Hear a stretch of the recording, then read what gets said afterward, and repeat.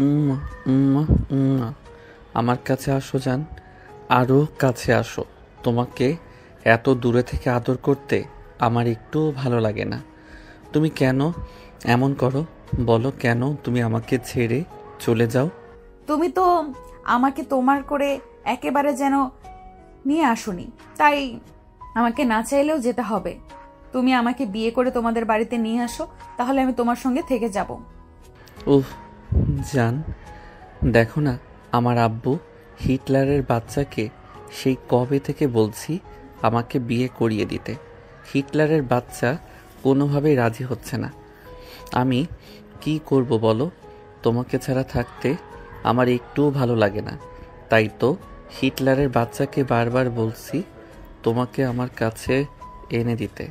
জান, তুমি তাড়াতাড়ি তোমার বাবার সঙ্গে কথা বলো না। তোমাকে ছাড়া থাকতে আমার একটুও ভালো লাগে না। তুমি কেন এটা বুঝতে পারো না? আমি তো সেই কবে থেকে হিটলারের বাচ্চাকে বোঝানোর চেষ্টা করছি, কিন্তু হিটলারের বাচ্চা বলে আমি নাকি এখনো ছোট রয়ে গেছি। জান, তুমি বলো, আমি কি এখনো এত ছোট যে তোমাকে বিয়ে করে সংসার করতে পারবো না? আরে না জান, তুমি যে কি বলো না। তুমি ছোট থাকলে আমাকে এত সুন্দর করে আদর করো কিভাবে? তুমি এখন যথেষ্ট বড় হয়েছো, তাই তো বলছি। তুমি তোমার আব্বুকে বলে আমাকে বিয়ে করে তোমাদের বাড়িতে নিয়ে এসো। আমারও তোমাকে ছাড়া থাকতে অনেক বেশি কষ্ট হয়। এভাবেই কথা চলছিল আমাদের গল্পের নায়ক নায়িকা দুজনের মধ্যে। ঠিক তখনই কেউ একজন হঠাৎ করে আমাদের গল্পের নায়ক আয়ান এর মুখের উপর পানি ঢেলে দেয়। আয়ান ঘুম থেকে লাফিয়ে ওঠে আর বলতে থাকে, এই কে এখানে? কে এভাবে আমার মুখের উপর পানি ঢেলে দিল? আমার বউটাকে কত সুন্দর করে আদর করছিলাম, আর সেটার 12টা বাজিয়ে দিল। তবে রে হারামজাদা, দাঁড়া, তোর ফাজলামো আমি বের করছি। প্রতিদিন সকালবেলা তোর এসব ফাজলামো আর ভালো লাগে না। তুই কবে মানুষ হবি? তখনই আয়ান বিছানার দিকে তাকিয়ে দেখে তার বউ উধাও হয়ে গেছে। তখনই সে কান্না করে দিয়ে বলতে থাকে, তোমরা আমার সাথে কি শত্রুতা শুরু করেছো? আমি তো সেটাই বুঝতে পারছি না। প্রতিদিন সকালবেলা আমার বউটা আমার কাছে আসে, কত সুন্দর করে আমার সঙ্গে গল্প করে, আর তখনই তোমাদের এসে আমার বউটাকে তাড়িয়ে দিতে হবে? কেন এমন করো বলো তো? আরে হারামজাদা, ঘুম থেকে ওঠ। আজ তোর ভার্সিটিতে প্রথম দিন। রিয়া সেই কখন থেকে তোর জন্য অপেক্ষা করছে। তাড়াতাড়ি করে বিছানা থেকে উঠে তৈরি হয়ে আয়। আরে আম্মু, সত্যি তো আজ ভার্সিটিতে আমার প্রথম দিন। এটা তো আমার একদমই মনে ছিল না। তুমি আরও আগে কেন আমাকে ডেকে দিলে না? আরে হারামজাদা, আমি সেই কখন থেকে তোকে ডাকতেছি, কিন্তু তোর তো ঘুম থেকে ওঠার কোনো নামগন্ধ নেই। এটা তো আর নতুন কিছু নয়। যখন কলেজে পড়বি তখনও প্রতিদিন সকালবেলা ঘুম থেকে উঠে তোকে মিনিমাম 10 বার ডাকাডাকি করতে হতো, তারপর তোর ঘুম ভাঙতো। আরে আম্মু, তুমি এভাবে কেন বলছো? তখন আমি কলেজে পড়াশোনা করতাম, আর এখন আমি ভার্সিটিতে উঠেছি। এখন তো আমাকে একটু সময় জ্ঞান মেনে চলতে হবে। তাছাড়া আজ ভার্সিটিতে আমার প্রথম দিন, সবার সঙ্গে পরিচয় হওয়ারও তো একটা ব্যাপার স্যাপার আছে। সেটা তুমি কেন বুঝতে পারছো না? আরে হারামজাদা, এসব কথা বলা বন্ধ করে তাড়াতাড়ি বিছানা থেকে নেমে তৈরি হয়ে নিচে আয়। তা না হলে সত্যিই ভার্সিটি যেতে তোর লেট হয়ে যাবে। এই কথা শুনে আয়ান তাড়াহুড়ো করে বিছানা থেকে নেমে ওয়াশরুমে চলে যায়। আর তারপর ফ্রেশ হয়ে এসে তাড়াতাড়ি করে তৈরি হয়ে নাস্তার টেবিলে চলে আসে। ততক্ষণে রিয়া তৈরি হয়ে ড্রয়িং রুমে বসে আয়ানের জন্য অপেক্ষা করছে। আয়ান তখন তাড়াতাড়ি করে নাস্তা শেষ করে নিল আর তারপর বাসা থেকে বের হলো। এদিকে তখন রিয়া আয়ানকে বলতে লাগলো, কি রে, ওই হারামজাদা, এদিকে হেঁটে কোথায় যাচ্ছিস তুই? বাইক নিয়ে আয়। কলেজে যাওয়ার সময় তো বাইকে করেই যেতি, তাহলে আজ ভার্সিটিতে তোর প্রথম দিন বাইকে করেই যা। হ্যাঁ আপু, এটা তো তুই একদম ঠিক কথাই বলেছিস। আসলে আমি ভুলেই গিয়েছিলাম। তুই একটু দাঁড়া, আমি চাবিটা নিয়ে আসি। এ বলে আয়ান তাড়াহুড়ো করে বাড়ির ভেতরে ঢুকে গেল আর তারপর বাইকের চাবি নিয়ে বাইকটা বের করলো আর তারপরে রিয়াকে নিয়ে ভার্সিটির উদ্দেশ্যে রওনা দিল। প্রায় 15 মিনিটের মতো সময় লাগলো ভার্সিটিতে এসে পৌঁছাতে। ক্যাম্পাসের একপাশে বাইকটাকে পার্ক করে তারপরে রিয়া আয়নকে নিয়ে তার ক্লাসরুমের দিকে যাচ্ছিল। তখনই পিছন থেকে রিয়ার বান্ধবী তাকে ডাক দেয়। কি রে দোস্ত, ওইদিকে কোথায় যাচ্ছিস? আর তোর সঙ্গে এই ছেলেটাকে? গলার আওয়াজ শুনেই আয়ন পিছন ফিরে তাকায়, আর পিছন ফিরে তাকিয়ে সে একদম হয়তো বন্ধ হয়ে গেছে। সেটা কাকে দেখছে? এটা তো সেই মেয়েটা যাকে সে প্রতিদিন স্বপ্ন দেখে, যে মেয়েটা প্রতিদিন সকালবেলা ঘুম ভাঙতে তাকে ছেড়ে চলে যায়। আয়ন তখনই দৌড়ে গিয়ে মেয়েটার সামনে দাঁড়ালো আর মেয়েটার দিকে অপলক দৃষ্টিতে তাকিয়ে রইল। এদিকে ততক্ষণ রিয়া সেখানে এসে পৌঁছায়, আর তারপরেই আয়নের মাথায় একটা থাপ্পড় দিয়ে বলতে থাকে, ওই হারামজাদা, তোকে আমি তোর ক্লাসরুমের দিকে নিয়ে যাচ্ছিলাম, তুই দৌড়ে এখানে কেন চলে আসলি? আর নদীর দিকে এভাবে কেন তাকিয়ে আছিস? পেয়ে গেছি আপু, পেয়ে গেছি। আমি আমার বউকে খুঁজে পেয়ে গেছি। এই, কি হয়েছে তোর? তোর কি মাথা খারাপ হয়েছে নাকি? কি পাগলের মতো কথা বলছিস? আরে আপু, আমি কোনো পাগলামি করছি না, যা সত্য তাই বলছি। আমি আমার বউকে খুঁজে পেয়ে গেছি। সব কিছুর একটা লিমিট আছে, তুই কিন্তু সত্যি সত্যি লিমিট ক্রস করে ফেলছিস। এখন কিন্তু সত্যি সত্যি মাইর খাবি, এটা আমি তোকে বলে দিলাম। তুই ভার্সিটিতে অ্যাডমিশন নিয়েছিস বলে যে অনেক বড় হয়ে গেছিস, এটা কিন্তু কখনোই মনে করিস না। আরে আপু, আমি সত্যি বলছি, একদম ফাইজলামও করছি না। এই দেখো, আমার চোখের সামনে দাঁড়িয়ে আছে এই মেয়েটাই সেই মেয়েটা যাকে আমি প্রতিদিন স্বপ্নে দেখি, যে প্রতিদিন আমার ঘুমের মধ্যে এসে আমাকে আদর করে, তারপর বিকালবেলা ঘুম ভাঙার আগেই আমাকে ফেলে রেখে চলে যায়। এই বলে হাতে আঙ্গুল উঁচিয়ে নদীর দিকে তাকিয়ে থাকে আয়ন। আর তখনই রিয়া ঠাস করে একটা চর বসিয়ে দেয় আয়নকে আর বলতে থাকে, সব রকম ফজলামির একটা মানে আছে। তুই এসব কি শুরু করেছিস? আমি সেটাই বুঝতে পারছি না। জানিস ওকে? বললাম তো, ও আমার বউ। যেই মানুষটা প্রতিদিন আমার স্বপ্নে আসে, যাকে আমি প্রতিদিন এত আদর করি, ভালোবাসা দেই, তাকে আমি ভুলে যাব কি করে? সেটা তুই নিজেই বল না আপু। দেখ, এখন কিন্তু একদম বেশি ফজলামো হয়ে যাচ্ছে। চুপচাপ আমার সঙ্গে চল। আর নদী, তুই প্লিজ কিছু মনে করিস না, আমার ভাইয়ের মাথায় সমস্যা আছে। ধুর, ভালো লাগে না। তুই অবশেষে আমাকে আমার ভালোবাসার মানুষের কাছে পাগল প্রমাণ করে দিলি। এটা কিন্তু তোর কাছে কখনো আশা করিনি আপু। এই শোনো, আমার মাথায় কোনো সমস্যা নেই। আমি যা বলছি একদম সত্য কথা বলছি। তোমাকে আমি অসম্ভব ভালোবাসি, আর তোমাকে আমি প্রতিদিন আমার স্বপ্নে আমার কাছে পাই। কত আদর করি, ভালোবাসা দেই। তুমি কি সব কিছু ভুলে গেছো নাকি? নদী যেন আয়নের এমন কথা শুনে কঠিন এক বিড়ম্বনায় পড়ে গেল। সে কি বলবে আর কি করবে কিছুই ভেবে পাচ্ছে না।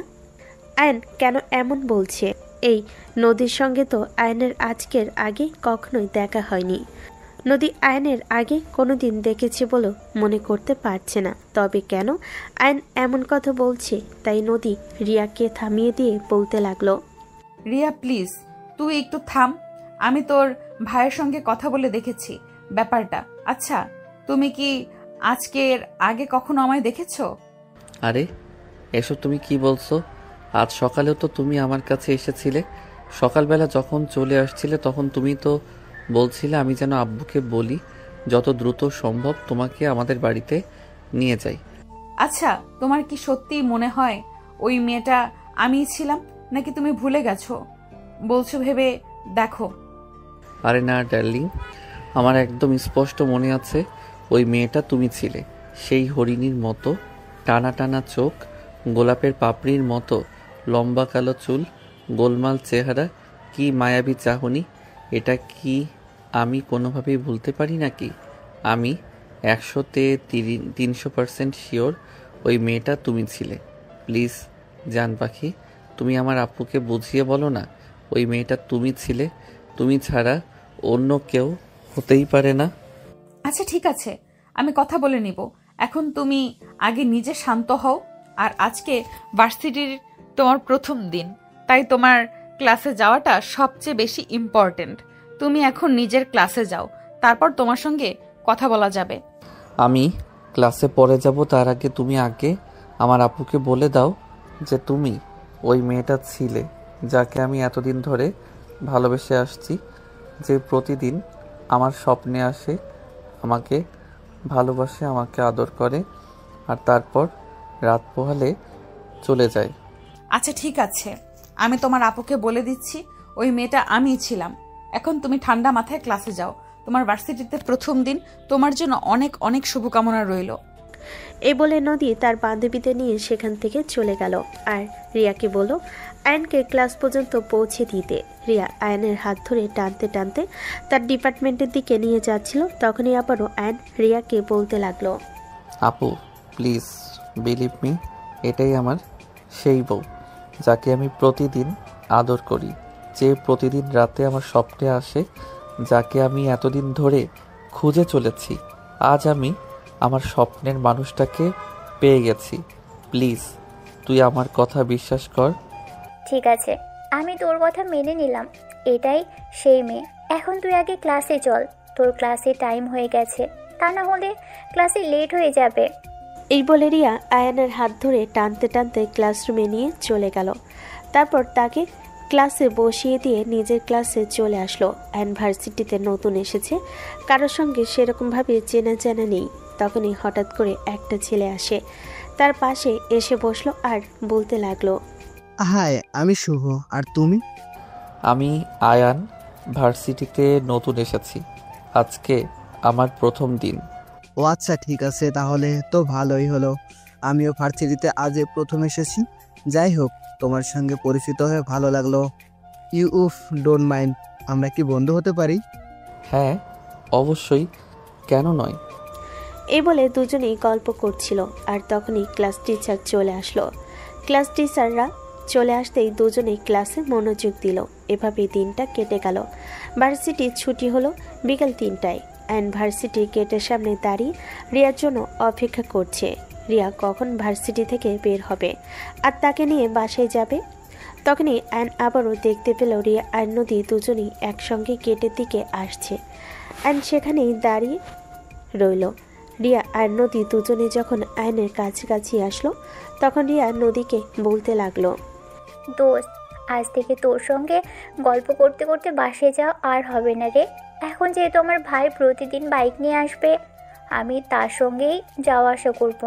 তুই প্লিজ কিছু মনে করিস না, একটা রিক্সা নিয়ে বাসায় চলে যাস। আচ্ছা দোস্ত, ঠিক আছে, কোনো ব্যাপার না, কোনো সমস্যা নেই, আমি রিক্সা নিয়ে চলে যেতে পারবো, সাবধানে যাস। এই বলে নদীর কাছ থেকে বিদায় নিয়ে রিয়া আয়নের পাশে এসে দাঁড়ালো আর তারপর আয়নকে বলে বাইক স্টার্ট করার জন্য। তখনই আয়ন রিয়াকে বলতে থাকে, আপু তুই একটা রিক্সা নিয়ে বাসায় চলে যা, আমি তোর বান্ধবীকে ওনার বাসায় পৌঁছে দিয়ে তারপর বাসায় চলে আসব। কথাটা শোনা মাত্রই নদী আর রিয়া সহ উপস্থিত তার অন্যান্য বান্ধবীরাও একটু থমকে গেল। আর তখনই রিয়া বলতে লাগলো, ওই হারামজাদা, এসব তুই কি বলছিস? তোর কি মাথা খারাপ হয়ে গেছে নাকি? একদম, আমি তো সেটাই বুঝতে পারছি না, তুই কেন ওকে বাসায় পৌঁছে দিতে যাবি? বারে, আমার বউকে আমি বাসায় পৌঁছে দিতে যাব, এতে তোর কি সমস্যা? আমি তো সেটাই বুঝতে পারছি না। তোর রিক্সা ভাড়ার টাকা লাগবে তাই তো? আচ্ছা ঠিক আছে, এই নে, আমার কাছে 20 টাকা আছে, এটা দিয়ে রিক্সা ভাড়া দিয়ে বাসায় চলে যা। বউ তুমি আমার সঙ্গে চলো। এ বলে আয়ন নদীর হাত ধরে টান দিয়ে বাইকে উঠিয়ে নেওয়ার চেষ্টা করছিল। আর তখনই নদী আয়নকে উদ্দেশ্য করে বলতে লাগলো, আর এইসব তুমি কি করছো? তুমি তোমার আপুকে নিয়ে বাসায় চলে যাও, আমি হেঁটে হেঁটে অথবা রিক্সায় করে বাসায় চলে যেতে পারবো, কোনো সমস্যা নেই। আরে বউ, আমার বাইক থাকতে তুমি হেঁটে হেঁটে কেন বাসায় যাবে? মাথা আমার খারাপ হয়নি, বরঞ্চ তোমার খারাপ হয়ে গেছে। আপু চলে যেতে পারবে। এই আপু, এই নে 20 টাকা, আর তুই চুপচাপ বাসায় চলে যা। আম্মুকে কিন্তু কিছু বলবি না, তাহলে কিন্তু তোর কপালে খারাপ হবে, এটা আমি তোকে বলে দিলাম। অলরেডি তুই আমার বন্ধুদের সামনে আমাকে অপমান করছিস, আমার বান্ধবীকে তুই যা ইচ্ছে তাই বলছিস। আমি কিন্তু আর কিছু সহ্য করব না, এখন সত্যি বলছি মায়ের খাবি। এই বউ, তুমি চলো তো আমার সঙ্গে। আমার বোনের ফাইজলামো মার্কা কথাবার্তা শোনার কোনো ইচ্ছে আমার নেই। এখানে যতক্ষণ দাঁড়িয়ে থাকো ততক্ষণ আমার বোন প্যাচাল করতেই থাকবে, আর এইসব প্যাচাল শোনার কোনো ইচ্ছে আমার নেই। দেখো আয়ান, তুমি তোমার মাথা ঠান্ডা করো। ও তোমার বোন হয়, তার সঙ্গে ভদ্র ভাষায় কথা বলো। এটা তোমার কাছ থেকে আশা করিনি। তুমি তোমার বোনকে নিয়ে বাসায় চলে যাও, আমি রিক্সা করে বাসায় চলে যাব, আর আমাকে নিয়ে তোমার কোনো চিন্তা করতে হবে না। তুমি ভুলে যেও না আমি তোমার বোনের বান্ধবী, তোমার বড় বোনের মতোই। আরে তুমি আমার বড় বোনের বান্ধবী, বড় বোন নাও, এই বিষয়টা তুমি কেন বুঝতে পারছো না? কেন তালগোল পাকিয়ে ফেলছো? আমি তোমাকে ভালোবাসি আর তুমি আমাকে ভালোবাসো, এটাই তো চিরন্তন সত্য, তাই নয় কি? তুমি ভুল ভাবছো, তোমার চিন্তা ভাবনা একদমই সঠিক না।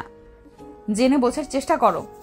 তুমি আমার চাইতে ছোট, তাছাড়া আমি আজকে আগে কখনোই তোমাকে দেখিনি, তোমার সঙ্গে সেভাবে আমার কোনো পরিচয় নেই। তাহলে তুমি কেন এসব ফাজলামো মার্কা কথাবার্তা বলছো? ও দেখো, একদম আবার মেজাজ খারাপ করো না বলে দিচ্ছি। আমি কোনো ফাইজলামো করছি না, যা সত্য তাই বলছি। তুমি আমার স্বপ্ন দেখার সেই মেয়েটি, যাকে আমি অসম্ভব রকম ভালোবাসি, যে প্রতিদিন আমার স্বপ্নে আসে, যাকে জড়িয়ে না ধরলে রাতে আমার ঘুম আসে না। তাহলে আমি কেন মিথ্যে বলতে যাব তোমাকে, বলো শুনি? রিয়া বন্ধুদের সামনে এইসব কিছু আর সহ্য করতে না পেরে আয়নের গালে ঠাস করে একটা চর বসিয়ে দেয়, আর তারপরই বলতে থাকে, তুই একদম লিমিট ক্রস করে ফেলেছিস। আজ চল বাসায়, আব্বুকে বলে তোর এমন অবস্থা করব যেটা তুই কল্পনাও করতে পারবি না। নদী, আই এম সো সরি দোস্ত। আমার ভাইয়ের এরকম ব্যবহারের জন্য সত্যি আমি দুঃখিত। এমন কিছু করবে এটা আমি কোনোদিন কল্পনাও করিনি। যদি আমি জানতাম আমার ভাই এমন কিছু করবে, তাহলে আমার ভার্সিটিতে ওকে কখনোই অ্যাডমিশন করাতাম না। ইটস ওকে দোস্ত, কোনো ব্যাপার না, ছোট মানুষ বুঝতে পারেনি। ওকে একটু বুঝিয়ে বলিস বাসায় গিয়ে, তাহলে ও সবটা বুঝতে পারবে। আমি তাহলে আসছি, তোরা চলে যাস। এই বলে নদী তার বন্ধুদের নিয়ে সেখান থেকে চলে গেল। আর এদিকে আয়ন তখন রিয়াকে মেজাজ দেখিয়ে বলতে লাগলো, তুই আমার বোন নাকি শত্রু আমি তো সেটাই বুঝতে পারছি না। তুই কেন আমার বউয়ের সামনে আমাকে এভাবে ছোট করে দিলি? এটা কিন্তু তোর কাছ থেকে কখনো আশা করিনি। হয়েছে হয়েছে, এবার চুপচাপ বাসায় চল, তা না হলে কিন্তু আরও খাবি বলে দিলাম। এই বলে রিয়া আয়নের বাইকের পিছনে উঠে বসলো। আয়নের ইচ্ছে না থাকা সত্ত্বেও বাইক স্টার্ট করতে হলো। আর তারপর এই দুজনে বাড়িতে চলে আসলো। বাড়িতে এসে রিয়া চিৎকার চেঁচামেচি শুরু করে দিল। তার চিৎকার শুনে তার আম্মু দৌড়ে ড্রয়িং রুমে চলে আসলো। আর তখনই রিয়া তার আম্মুকে উদ্দেশ্য করে বলতে লাগলো, আম্মু, এই হারামজাদাটা যখন জন্ম হয়েছিল তখন লবণ খাইয়ে মেরে ফেলতে পারলে না, তাহলে তো আর আজ এই দিন দেখতে হতো না। এমন কথা শুনে আয়নের আম্মু রিয়াকে বলতে লাগলো, আরে বাবা, কি হয়েছে? তুই এমন পাগলের মতো আচরণ কেন করছিস? কি হয়েছে সেটা তো আমাকে খুলে বল। কি হয়েছে সেটা আমাকে জিজ্ঞেস না করে তোমার ছেলেকে জিজ্ঞেস করলেই তো পারো। আচ্ছা ঠিক আছে, আমি আমার ছেলেকে জিজ্ঞাসা করে নিয়েছি কি হয়েছে। এবার তো তুই তো মাথাটা ঠান্ডা কর আর চুপচাপ নিজের রুমে গিয়ে বিশ্রাম কর। এই বলে আয়নের আম্মু তার বোনকে নিজের রুমে পাঠিয়ে দিল। আর তারপর আয়নকে তার হাত ধরে সোফায় এনে বসালো। আর তারপর বলতে লাগলো, আচ্ছা বাবা আয়ান, কি হয়েছে এবার তুই নিজেই আমাকে খুলে বল। তোর বোন কেন এভাবে এত বেশি রেগে গিয়েছে? আম্মু, আমি আমার বউকে খুঁজে পেয়ে গেছি। আরে এসব তুই কি বলছিস? তোর কি মাথাটা খারাপ হয়ে গেছে নাকি যে পাগলের মতো প্রলেপ করছিস?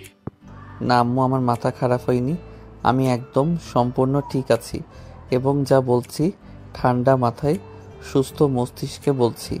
আমি আমার বউকে খুঁজে পেয়ে গেছি, যে মানুষটা প্রতিদিন আমার স্বপ্নে আসে আর সকালবেলা ঘুম ভাঙতেই আমাকে ফেলে রেখে চলে যায়, যে আমাকে অনেক বেশি ভালোবাসে, আদর করে, কেয়ার করে। আরে বাবা, এসব ফাজলামো মার্কা কথাবার্তা বন্ধ কর। এসব ফাজলামো মার্কা কথা শুনতে সবসময় ভালো লাগে না। এখন নিজের রুমে যা আর বিশ্রাম কর। বাই দ্য ওয়ে, আজকে তোর ভার্সিটিতে প্রথম দিন ছিল। ভার্সিটির প্রথম দিন কেমন কেটেছে সেটাই বল। আমি আমার ভালোবাসার মানুষটাকে যেহেতু খুঁজে পেয়ে গেছি, সেহেতু বুঝতেই পারছো আমার দিনটা খুবই ভালো কেটেছে। যাই হোক আম্মু, আমি ফ্রেশ হয়ে আসছি, আমার খুব ক্ষুধা পেয়েছে। আমার জন্য খাবার রেডি করো, আর তোমার মেয়েকে বলে দিও এভাবে যেন আমার পিছনে না লাগে। আমি যখন আমার ভালোবাসার মানুষটাকে একবার খুঁজে পেয়ে গেছি, তখন আমি যেভাবেই হোক তাকে আমার করে নেবই। দেখ বাবা, তোকে আমি আবারও রিকোয়েস্ট করে বলছি, এসব ফাজলামো মার্কা কথাবার্তা বন্ধ কর। রিয়া এইসব কিছুই নিতে পারছে না। তোর জন্য ওর বন্ধুদের সামনে হয়তো ওকে অপমানিত হতে হয়েছে, তাই তো রিয়া এত বেশি রেগে গেছে। তা না হলে তো রিয়া এত সহজে এভাবে রেগে যাওয়ার মতো মেয়ে নয়। তুই নিশ্চয়ই ভার্সিটিতে গিয়ে উল্টাপাল্টা কিছু করেছিস। আচ্ছা, আমি এটাই বুঝতে পারছি না তোমার কেন এমনটা মনে হচ্ছে। আমি ভার্সিটি থেকে উল্টাপাল্টা কিছু করেছি? আমি কেন উল্টাপাল্টা কিছু করতে যাব? আমি আমার ভালোবাসার মানুষটাকে খুঁজে পেয়ে গেছি, আর তাকে আমি আমার মনের কথা বলবো না? যেই মানুষটাকে আমি প্রতিদিন স্বপ্নে দেখেছি, মানুষটাকে আমি পাগলের মতো খুঁজে বেড়াই, সেই মানুষটাকে যখন আমার চোখের সামনে দেখতে পেলাম, তখন আমি আমার মনের কথা তাকে তো বলবই। এটা যদি কারোর কোনো সমস্যা হয় তাহলে সেটা আমার দেখার ব্যাপার নয়। বাই দ্য ওয়ে, আমার খুব ক্ষুধা পেয়েছে, আমার জন্য খাবার তৈরি করো। তারপরে রুমে গিয়ে ফ্রেশ হয়ে তারপর দুপুরে খাবার খেয়ে নিল, আর তখনই দিল একটা লম্বা ঘুম। সেই ঘুম ভাঙল সন্ধ্যার দিকে। ঘুম ভাঙতে সে চলে গেল বন্ধুদের সঙ্গে আড্ডা দেওয়ার জন্য। বন্ধুদের সঙ্গে আড্ডা দেওয়া শেষ হলে বাসায় ফিরে আসলো রাত 10টায়। বাসায় এসে বেশ কয়েকবার কলিং বেল চাপ দিল, কেউ যখন দরজা খুলছিল না, আবারও কলিং বেল চাপ দিতে যাবে, তখনই রিয়া এসে দরজাটা খুলে দেয়। আর তখনই আয়ান বলতে থাকে, কি ব্যাপার? আমি সেই কখন থেকে দরজায় নক করছি, কিন্তু কেউ দরজা খুলছিল না কেন? তুই কি এ বাড়ির মানুষদেরকে নিজের চাকর মনে করছিস নাকি, যে এত রাতে বাসায় আসবি আর কেউ তোর জন্য দরজা খুলে বসে থাকবে? আজব তো, এখানে চাকর মনে করার কি আছে? আমি তো সেটাই বুঝতে পারছি না। এটা আমার নিজের বাড়ি, তাই নয় কি? আমি আমার বাড়িতে যখন ইচ্ছে তখন আসতে পারি, এটা তো কারোর কোনো প্রবলেম হওয়ার কথা নয়। হ্যাঁ তাই তো, এটা তো তোর নিজের বাড়ি, আর এই বাড়িতে বাকি সবাই ভাড়াটিয়া, নয়তোবা চাকরি করে এখানে তোর ইচ্ছে মতো সব কিছু হবে। রাত কয়টা বাজে সে খেয়াল আছে? জানিস শরীর খারাপ আম্মু এত রাত পর্যন্ত জেগে থাকতে পারে না। আব্বু আসার পরে খাওয়া দাওয়া করে নিজের রুমে গিয়ে ঘুমিয়ে পড়ে, আর এদিকে আমি রাতের বেলা পড়াশোনা করি, আর তখন কিনা তোকে এত রাত করে বাড়িতে ফিরতে হয়। আরে আপু, সবেমাত্র রাত 10:30 বাজে, এখনই এত রাত কোথায় হয়ে গেল? আমার ক্ষুধা লেগেছে, খাবার দাও তাড়াতাড়ি। আমি পারবো না তোকে খাবার দিতে, তোর জন্য রুম থেকে এসে দরজা খুলে দিয়েছি, এটাই অনেক কিছু। তোর যদি খাবার খেতে ইচ্ছে করে তাহলে নিজের খাবার নিজে নিয়ে খা, আর নয়তো না খেয়ে ঘুমিয়ে পড়, আমাকে বলে কোনো লাভ হবে না। এই বলে রিয়া দরজাটা লাগিয়ে দিয়ে সোজা নিজের রুমে চলে গেল। আর এইদিকে আয়ন উপায়ান্তর দেখতে না পেয়ে নিজেই কিচেনে চলে গেল, আর নিজের জন্য ফ্রিজ থেকে খাবার বের করে গরম করে খেয়ে নিল। আর তারপরে নিজের রুমে গিয়ে পড়ার টেবিলে বসে পড়ল, এবং এই তো ঘন্টা দুয়েক পড়াশোনা করবে, আর তারপর রাত 2টা থেকে 2:30টার মধ্যে ঘুমিয়ে যাবে। আয়ন প্রতিদিন এমন করে একটু বেশি রাত করে ঘুমায়, আর সেই জন্যই সকালবেলা তাড়াতাড়ি করে ঘুম ভাঙে না। সকালবেলা ঘুম থেকে উঠতে দেরি হয়ে যায়। পরের দিন সকালবেলা যথাসময়ে আয়ন ঘুম থেকে উঠে তৈরি হয়ে গেল ভার্সিটিতে যাওয়ার জন্য। আজকে রিয়ার আগেই তৈরি হয়ে গেছে ভার্সিটিতে যাওয়ার জন্য। রিয়া যখন নাস্তার টেবিলে আসলো তখনই দেখতে পেল আয়ন ড্রয়িং রুমে বসে রিয়ার জন্য অপেক্ষা করছে। এটা দেখে রিয়া আয়ানকে বলতে লাগলো, ও মা গো মা, আজ সূর্য কোন দিকে উঠেছে আমি তো সেটাই বুঝতে পারছি না। আম্মু, আম্মু কোথায় তুমি? তোমার ছেলে কোন সকালে ঘুম থেকে উঠে গেছে সেটা কি তুমি টের পেয়েছো? তখনই কিচেন থেকে আয়নের আম্মু রিয়াকে উদ্দেশ্য করে বলতে লাগলো, আরে এসব তুই কি বলছিস? তোর কি মাথা খারাপ হয়ে গেছে নাকি? আয়ান এত সকালে ঘুম থেকে উঠে নাকি? আমি তো আরও ভাবছি রান্না শেষ করে তারপর ঘুম থেকে ডেকে তুলতে যাব। আম্মু, আমার মনে হয় আজ থেকে তোমার চাকরিটা শেষ হয়ে গেছে। আজ থেকে আর তোমার ছেলেকে তোমার ঘুম থেকে ডেকে তুলতে হবে না। তোমার ছেলে নিজেই দায়িত্ব নিয়ে সকাল সকাল ঘুম থেকে উঠে গেছে। কথাটা শুনে আয়নের আম্মু কিচেন থেকে বের হয়ে ড্রয়িং রুমের দিকে আসলো, আর তখনই দেখতে পেল আয়ন ড্রয়িং রুমে বসে আছে। এটা দেখে আয়নের আম্মু বলতে লাগলো, ওরে বাবা, এ তো দেখছি আজ সত্যি সত্যি সূর্য অন্যদিকে উঠে গেছে। তা বাবা, আজ এত সকাল সকাল ঘুম থেকে ওঠার কারণটা কি সেটা জানতে পারি? আমি সত্যি বুঝতে পারছি না তোমরা এভাবে আমার সঙ্গে ইয়ার্কি কেন করছো।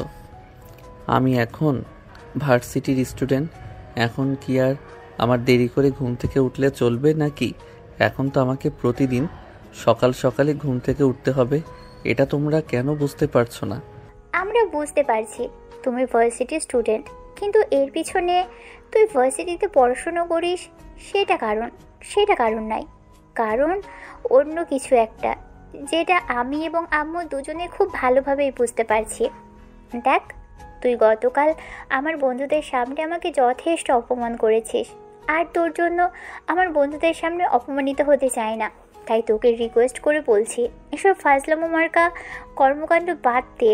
আমি আর এসব কিছু সহ্য করতে পারছি না। দেখো আব্বু, আমি কোনো ফাইজলামও করছি না, যা সত্য তাই বলছি। আমি তোর বান্ধবী মানে নদীকে সত্যি অনেক বেশি ভালোবাসি। আর নদী আমার স্বপ্নে দেখা সেই মেয়েটা যাকে আমি কোনোদিন কোনোভাবেই বলতে পারবো না। তার জন্য যদি আমাকে ফ্যামিলিকে ছাড়তে হয় তাহলে আমি দ্বিতীয়বার চিন্তা করব না, আমি আমার ফ্যামিলিকে ছেড়ে দেব। কিন্তু আমার ভালোবাসার মানুষকে আমি কখনোই ছাড়তে পারবো না। শুনলে তো আম্মু, তুমি তোমার ছেলের কথা এবার নিজেই চিন্তা করো। কেমন কালসাপ তুমি এতদিন ধরে বসে আসছো, যে কিনা আমাদের মান সম্মান এভাবে মাটির সঙ্গে মিশিয়ে দেবে। দুনিয়াতে মেয়ের অভাব পড়েছে নাকি যে তার এখন আমার বান্ধবীর সঙ্গে প্রেম করতে হবে, যে কিনা তার চাইতে 2 বছরের সিনিয়র? দেখো আপু, এখানে জুনিয়র সিনিয়র কোনো ব্যাপার না। আমি ওকে ভালোবাসি, সে আমার ভালোবাসা। আমি কবে থেকে তাকে পাগলের মতো খুঁজতেছি, কিন্তু কোথাও খুঁজে পাচ্ছি না। আমার স্বপ্নের পরীটা যে তোর ভার্সিটিতে রয়েছে এটা তো আমি জানতামই না। যদি জানতাম তাহলে কবেই তোর ভার্সিটিতে চলে যেতাম আমার পরীটাকে কাছে পাওয়ার জন্য। কিন্তু কথায় আছে না, আল্লাহ যার সহায় তাকে বান্দা তার কোনো ক্ষতি করতে পারে না। আল্লাহ আমার সহায় ছিল বলেই তো আমি আমার ভালোবাসার মানুষটাকে খুঁজে পেয়েছি। তার জন্য আল্লাহর কাছে লাখো কোটি শুকরিয়া। এই কথা বলতে বলতে আয়ন নাস্তার টেবিলে গিয়ে বসলো, আর তারপরে তার আম্মু তাকে নাস্তা এনে দিল। আজ এই প্রথমবার 2 ভাই বোন একসঙ্গে বসে নাস্তা করছে। এটা কখনোই সম্ভব হয় না। প্রতিদিন রিয়া আগে নাস্তা করে বাসা থেকে বের হয়ে যায়, আর তারপরে আয়ন ঘুম থেকে উঠে নাস্তা করে কলেজে যায় বা অন্য কিছু করে। আয়নের বাবা যখন সকালবেলা নাস্তার টেবিলে আসলো তখন তিনি আয়নকে নাস্তার টেবিলে দেখে চমকে যান আর বলতে থাকেন, ওরে বাবা, আজ সূর্য কোন দিকে উঠেছে যে আমি নাস্তার টেবিলে আমার ছেলেকে দেখতে পেলাম। আমার ছেলে তো সেই সকাল 10টা বাজার আগে কখনো ঘুম থেকে উঠে না। তবে কি আজ আমি স্বপ্ন দেখছি নাকি? তখন রিয়া টিটকারি মেরে তার বাবাকে বলতে লাগলো, মা বাবা, তুমি স্বপ্ন দেখবে কি করে? তুমি দিনের বেলায় স্বপ্ন দেখতে পারো না। যা দেখছো একদম ঠিকই দেখছো। তোমার ছেলের জীবনে পরিবর্তন এসেছে। আয়ন বুঝতে পারে রিয়া তাকে টিটকারি মেনে কথাটা বলছে, তাই আয়ন বলতে থাকে, দেখো আপু, একদম ভালো হবে না বলে দিচ্ছি। আমার জীবনে পরিবর্তন এসেছে, সেটা তোকে মাইকিং করতে বলা হয়নি, এটা সবাই জানে। বাই দ্য ওয়ে আব্বু, আমি তোমার পুত্র বধূকে খুঁজে পেয়ে গেছি। এখন শুধু আমার বউটাকে আমার কাছে এনে দাও। আমি তোমাকে এটা বলার জন্যই আজ এত সকাল সকাল ঘুম থেকে উঠেছি। অবাক দৃষ্টিতে তাকাই আয়নের আম্মু, আর তারপরে তিনি আয়নকে বলতে থাকেন, দেখো, সব কিছুর একটা লিমিট থাকে, তুমি কিন্তু একদম লিমিট ক্রস করে ফেলছো। তুমি তোমার বাবার সামনে বসে কথা বলছো, এটা কি তুমি ভুলে যাচ্ছ নাকি? আম্মু, আমি এই কথা কেন ভুলে যাব? একদম ভুলে যাইনি। আমার সব কিছু একদম স্পষ্ট মনে আছে। আমি তোমাদের একমাত্র ছেলে। আমি তোমাদেরকে না জানিয়ে কোনো কিছু তো করতে পারি না, তাই সব কিছু আগে থেকে তোমাদেরকে জানিয়ে রাখছি। এখানে আমার তো কোনো ভুল নেই, তাই নয় কি? আমি আজ অফিস থেকে ফিরে এসে তোমার সঙ্গে কথা বলবো সকালবেলা। আমি আমার মুড নষ্ট করতে চাই না, তাই আমি তোমার কথার কোনো উত্তর দিলাম না। এই বলে আয়নের বাবা নাস্তা শেষ করে কারোর সঙ্গে কোনো কথা না বলে বাসা থেকে বের হয়ে চলে গেলেন। আর এইদিকে আয়ন নাস্তা শেষ করে ভার্সিটির জন্য রওনা দিল। মাঝপথে আসতেই রিয়া আবারও আয়নকে বলতে লাগলো, দেখ ভাই, তোকে রিকোয়েস্ট করে বলছি, কাল যা করেছিস করেছিস, আজকে ভার্সিটিতে গিয়ে আর এমন কিছু করিস না। দেখ ভাই, তোকে রিকোয়েস্ট করে বলছি, কাল যা করেছিস করেছিস, আজকে ভার্সিটি থেকে আর এমন কিছু করিস না। বন্ধুদের সামনে আমাকে আর অপমান করিস না। আমি এসব কিছু আর সহ্য করতে পারবো না। প্লিজ ভাই, তোকে আমি রিকোয়েস্ট করে বলছি, তুই লক্ষ্মী ভাইয়ের মতো আমার কথাটা শুনে নিস। তুইও লক্ষ্মী বোনের মতো আমার কথাটা শুনে নে। এইসব কথা আমাকে বলে কোনো লাভ হবে না, কারণ আমি একজন মানুষকে ভালোবাসি, তাকে আমি আমার ফ্যামিলির জন্য হারিয়ে ফেলতে চাই না। কারণ ফ্যামিলির ভালোবাসা ফ্যামিলির জায়গায়, তার মনের মানুষের ভালোবাসা মনের মানুষের জায়গায়। ছোট জায়গাকে আলাদা করে দেখার চেষ্টা করো প্লিজ। তুই বোন হয়ে আমার ভালোবাসার মধ্যে ঢুকে যাস না। আমি বুঝতে পারছি না তোর মাথায় কি ঢুকেছে। তুই কেন এসব পাগলের মতো কথাবার্তা বলছিস? কেন এমন করছিস? প্লিজ ভাই আমার, এমন করিস না, আর অপমান করিস না আমার বন্ধুদের সামনে। আমি তোর বন্ধুদের সামনে তোকে কোনো অপমান করতে চাই না।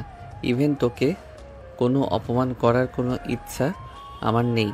কিন্তু তুই যদি আমার ভালোবাসার মাঝখানে চলে আসিস, তাহলে হয়তো আমাকে এমনটা করতে হবে যে আমার ফ্যামিলিকে আমাকে ভুলে যেতে হবে। তুই আমার বোন, সেটা আমাকে ভুলে যেতে হবে। এছাড়া আমার হাতে অন্য কোনো উপায় থাকবে না, সেটা তুই বোঝার চেষ্টা কর। তার মানে তুই মনে মনে এটাই ঠিক করে নিয়েছিস যে আমার কোনো কথাই শুনবি না? তোর যেটা ভালো লাগে তুই সেটাই করবি, তাই না? আচ্ছা ঠিক আছে, তবে আমিও তোকে আর কিছুই বললাম না। তবে একটা কথা মনে রাখিস, দিন শেষে যত যাই কিছু করিস না কেন, তুই কিন্তু নদীকে কখনো পাবি না, কারণ তার বয়ফ্রেন্ড আছে। সে অলরেডি একটা ছেলের সঙ্গে সম্পর্কে আছে। দেখ আপু, তুই আমার বোন, তাই তোকে এখনো যথেষ্ট সম্মান এবং ভালোবাসা দিয়ে কথা বলছি। কিন্তু তুই আমার ভালোবাসার মানুষের সম্পর্কে এমন বাজে কথা একদম বলিস না। আর হ্যাঁ, তোকে একটা কথা বলে রাখি, ওর যদি একটা না 10টা বয়ফ্রেন্ড থাকে, তাতেও আমার কিছু যায় আসে না। আমিও যদি চাঁদেও চলে গিয়ে থাকি, সেখান থেকেও তাকে নিয়ে আসার ক্ষমতা রাখে।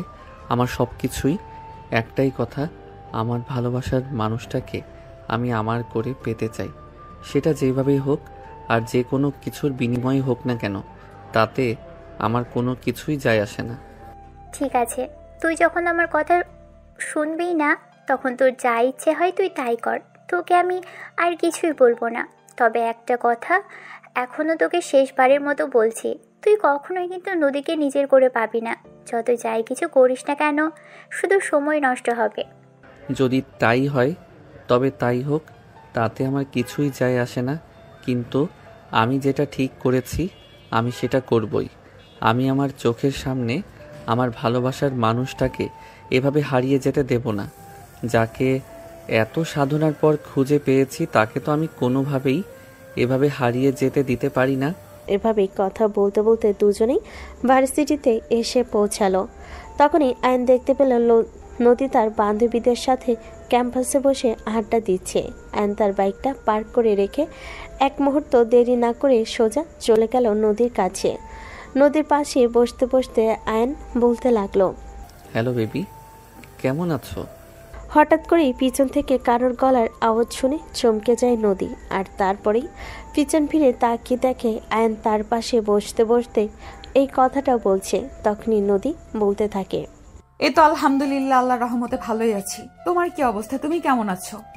কাল ভার্সিটিতে যাওয়ার পর এবং আজ ভার্সিটিতে আসার আগ পর্যন্ত খারাপ ছিলাম, কিন্তু এখন ভার্সিটিতে এসে তোমাকে দেখতে পেয়ে আমি ভালো হয়ে গেছি এবং আমার খুবই ভালো লাগছে। ও আচ্ছা, তাহলে তো এটা খুবই ভালো কথা। বাই দ্য ওয়ে, কাল তোমার ভার্সিটিতে প্রথম দিন ছিল। ভার্সিটির প্রথম দিন কেমন কেটেছে?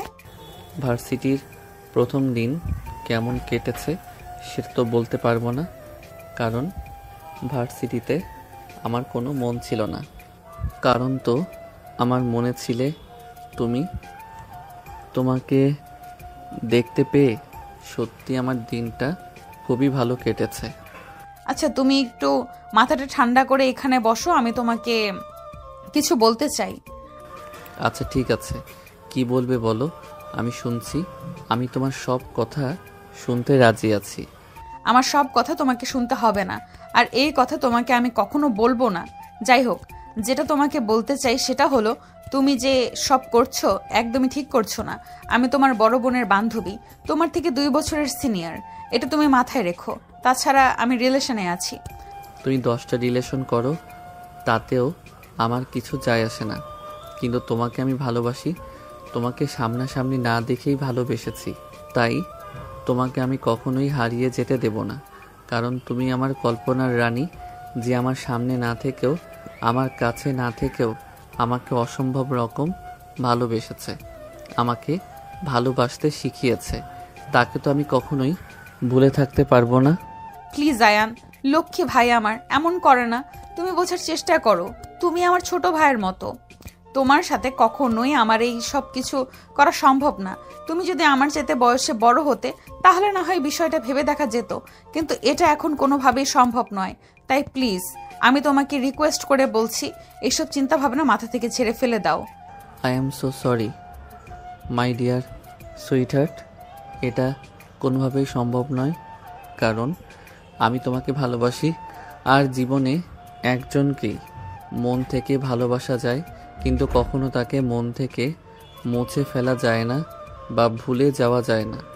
ভালোবাসা সবার জীবনে একবারই আসে, আর সেটাকে ধরে রাখতে জানতে হয়।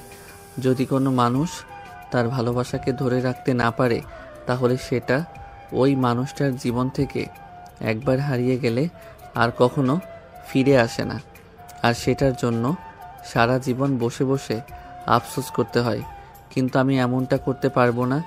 আমি যাকে ভালোবাসি সারা জীবন, তাকে আমি আমার করেই রাখতে চাই। পৃথিবীর কোনো কিছুর বিনিময়ে আমি তাকে হারানোর চিন্তা করতে চাই না। Riya, I am so sorry দোস্ত, তোর বাইকে বুঝে আমি কোনো কিছু করতে পারবো বলে মনে হয় না। প্লিজ তুই তোর ভাইকে বোঝানোর চেষ্টা কর, আর আমাকে এভাবে বিরক্ত করতে নিষেধ কর। তুই তো আমার ব্যাপারে সবকিছু খুব ভালো করে জানিস। একটা ছেলের সঙ্গে আমার বিয়ে ঠিক হয়ে আছে, আমি চাইলেও আমার পক্ষে এসব কিছু করা সম্ভব নয়। তাছাড়া তোর ভাই আমার চাইতে বয়সে ছোট, তাই আমি তোর ভাইয়ের ব্যাপারে ফ্যামিলিতে কোনো কিছুই বলতে পারবো না। ঠিক আছে দোস্ত, তুই কোনো চিন্তা করিস না, আমি দেখছি ব্যাপারটা। আজকে বাড়িতে গিয়ে আমি আব্বু আম্মুকে বলবো, প্রয়োজন হলে ওর ভার্সিটি আসাই বন্ধ করে দিব। আরে দোস্ত, সেরকম কোনো কিছু করিস না, কিন্তু একটু বুঝিয়ে বল যাতে ও ব্যাপারটা বুঝতে পারে। মান সম্মান বলেও তো একটা ব্যাপার আছে। দোস্ত, আমি ওর মতো পাগল নই, আমি সবটা বুঝতে পারছি, তাই তো বলছি আমি আব্বু আম্মুর সঙ্গে এ ব্যাপারে কথা বলবো, তারপর দেখি তারা আমাকে কি বলে। আয়ান, এখন তুই চুপচাপ নিজের ক্লাসে চল। দেখ আপু, কাউকে কোনো কিছু বলে কোনো লাভ হবে না। তুই আব্বু আম্মুকে বলিস আর যাকেই বলিস না কেন, তাতে আমার কিছুই যায় আসে না। কিন্তু আমি যাকে ভালোবাসি তাকে আমি আমার করে পেতে চাই, এটাই সবচাইতে বড় কথা। তারপর হচ্ছে পৃথিবীর বাকি সব কিছু। এই মানুষটাকে কতদিন ধরে নিজের বুকে আগলে রেখেছি, যে মানুষটাকে আমি পাগলের মতো খুঁজে বেরিয়েছি, তাকে যখন আমি আমার কাছে পেয়ে গেছি, তখন তো তাকে হারানোর কোনো প্রশ্নই ওঠে না। এদিকে রিয়া তখন আয়নকে জোর করে টানতে টানতে ক্লাসরুমের দিকে নিয়ে গেল, আর তারপর ক্লাসরুমে পৌঁছে গিয়ে সেখান থেকে চলে আসলো। এভাবে কেটে গেল সেদিনের দিনটা। ভার্সিটি ছুটি হওয়ার পর বাসায় আসতেই আজকে রিয়া গতকালকে নাই চিৎকার করতে শুরু করলো, আর তার আম্মু আবারও তার চিৎকার শুনে দৌড়ে ড্রয়িং রুমে চলে আসে আর মেয়েকে জিজ্ঞাসা করতে থাকেন, কি ব্যাপার, কি হয়েছে? তুই আজ আবার অভাবে চিৎকার করছিস কেন? আমি নিজেও জানি না আমি কেন এভাবে চিৎকার করছি। আমার তো কপালটাই খারাপ যে আমি এখন এমন একটা ফ্যামিলিতে জন্ম নিয়েছি, আর তোমার ছেলের মতো একটা ভাই আমার আছে। সেখানে আমি চিৎকার না করে কিভাবে থাকতে পারি সেটা তোমরাই আমাকে বলো। আরে বাবা, আমি তো গতকালকে বুঝে বলেছিলাম সবটা, কিন্তু আজকে আবার কি এমন করেছে যার জন্য তোমাকে এভাবে চিৎকার করতে হচ্ছে? তোমার ছেলে আজ আবারও ভার্সিটিতে গিয়ে একই কাজ করেছে। কেন তোমার ছেলে এরকম শুরু করেছে? ও কি আমাকে ভার্সিটিতে পড়াশোনা করতে দেবে না নাকি? দেখো, আমার মন মেজাজ এমনিতেই খারাপ, তোমরা আর খারাপ করো না, তাহলে কিন্তু খারাপ কিছু হয়ে যাবে, আমি এটা বলে দিলাম। ঠিক আছে, তুই রুমে যা, তোর বাবা বাড়িতে আসুক, আমরা দুজন মিলে ওর সঙ্গে কথা বলবো, তারপর দেখি কি হয়। আমি বুঝতে পারছি না আমার ছেলেটা কেন এসব পাগলামি শুরু করেছে, কেন তার মাথায় এইসব কুবুদ্ধি ঢুকেছে, কেন সে এরকম করছে, কিছুই বুঝতে পারছি না। এই বলে আয়নের আম্মু রিয়াকে তার নিজের রুমে পাঠিয়ে দিল। তারপর আয়নের কোনো কথা না বলে নিজের রুমে চলে গেল। আর তার বাবা বাসে আসে রাত 8টায়। তারপরে আয়নের আম্মু তার বাবাকে সব কিছু খুলে বলল। আয়নের বাবা সব কিছু শুনে আয়নকে নিজের রুমে ডেকে নিলেন আর তারপর বলতে লাগলেন, তুমি এসব কি শুরু করেছো? আমি এসব কি শুনছি? তোমাকে ভার্সিটিতে ভর্তি করানো হয়েছে পড়াশোনা করার জন্য, এসব ফাজলামো করার জন্য নয়। তোমাকে শেষবারের মতো বলছি, এসব ফাজলামো বন্ধ করে দাও, তা না হলে কিন্তু তোমার ভার্সিটিতে যাওয়া বন্ধ হয়ে যাবে। আমি কোনো পাগলামো করছি না, যা সত্য তাই বলছি। নদীকে আমি না দেখে ভালোবেসে ফেলেছি। নদী সেই মানুষ যে প্রতিদিন আমার স্বপ্নে আসে, যাকে খুঁজে পাওয়ার জন্য আমি হন্যে হয়ে খুঁজে চলেছি, কিন্তু কোথাও তাকে খুঁজে পাচ্ছি না। তবে এখন যখন তাকে পেয়ে গেছি, এখন আর তাকে আমি হারাতে চাই না।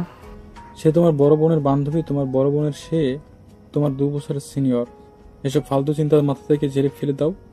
আর স্বপ্নে যে কেউ আসতে পারে তার মানে এই নয় যে তাকে নিয়ে জীবনসঙ্গী বানানোর চেষ্টা করতে হবে। সবচেয়ে বড় কথা, তুমি এখনো অনেক ছোট, সবে মাত্র অনার্স প্রথম বর্ষের স্টুডেন্ট। তোমার জীবনে এখনো অনেক সময় পড়ে আছে।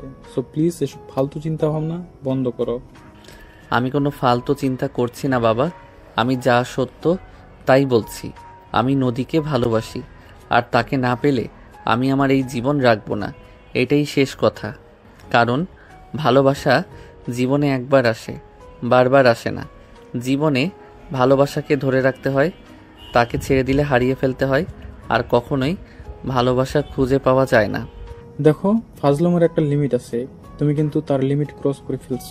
আমি তোমার বাবা, আর তুমি আমার সামনে দাঁড়িয়ে কথা বলছো, এটা অন্তত ভুলে যেও না।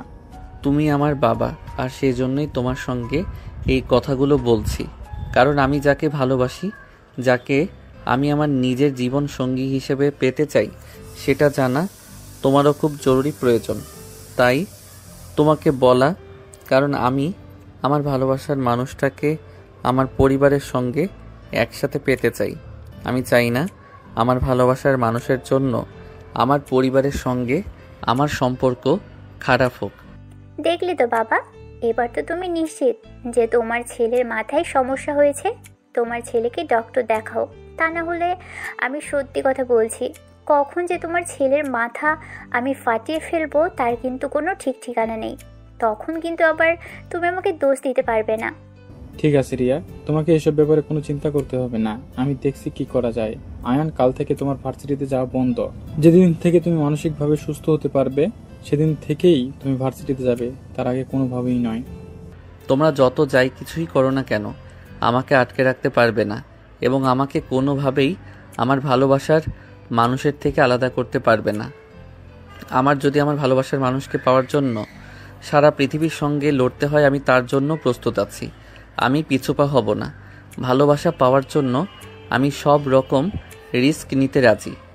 এ বলে আয়ন তার বাবার রুম থেকে বের হয়ে চলে গেল। আর এদিকে রিয়া তার বাবাকে উদ্দেশ্য করে বলতে লাগলো, বাবা, এবার তো তুমি বুঝতে পেরেছো তোমার ছেলের মাথায় সমস্যা হয়েছে। তোমার ছেলের জন্য আমার বন্ধুদের সঙ্গে আমাকে অপমানিত হতে হয়েছে। আর যদি তোমার ছেলের জায়গায় অন্য কেউ থাকতো, তাহলে আমি এমন কিছু করতাম যেটা তোমরা কল্পনাও করতে পারছো না। কিন্তু তোমাদের একমাত্র আদরের ছেলে বলে কথা, তাই সম্পূর্ণ বিষয়টা তোমাদেরকে আগে জানালাম। এখন তোমরা কি করবে সেটা তোমাদের ব্যক্তিগত ব্যাপার, তবে তোমার ছেলেকে যেন আমি আমার ভার্সিটিতে আর না দেখি। নদী, তুমি তোমার রুমে যাও, এ ব্যাপারটা আমরা দেখি। আমরা তোমাদের মা বাবা, আমরা তো এখনো বেঁচে আছি, তাই তোমার এত চিন্তা করার কোনো কারণ নেই।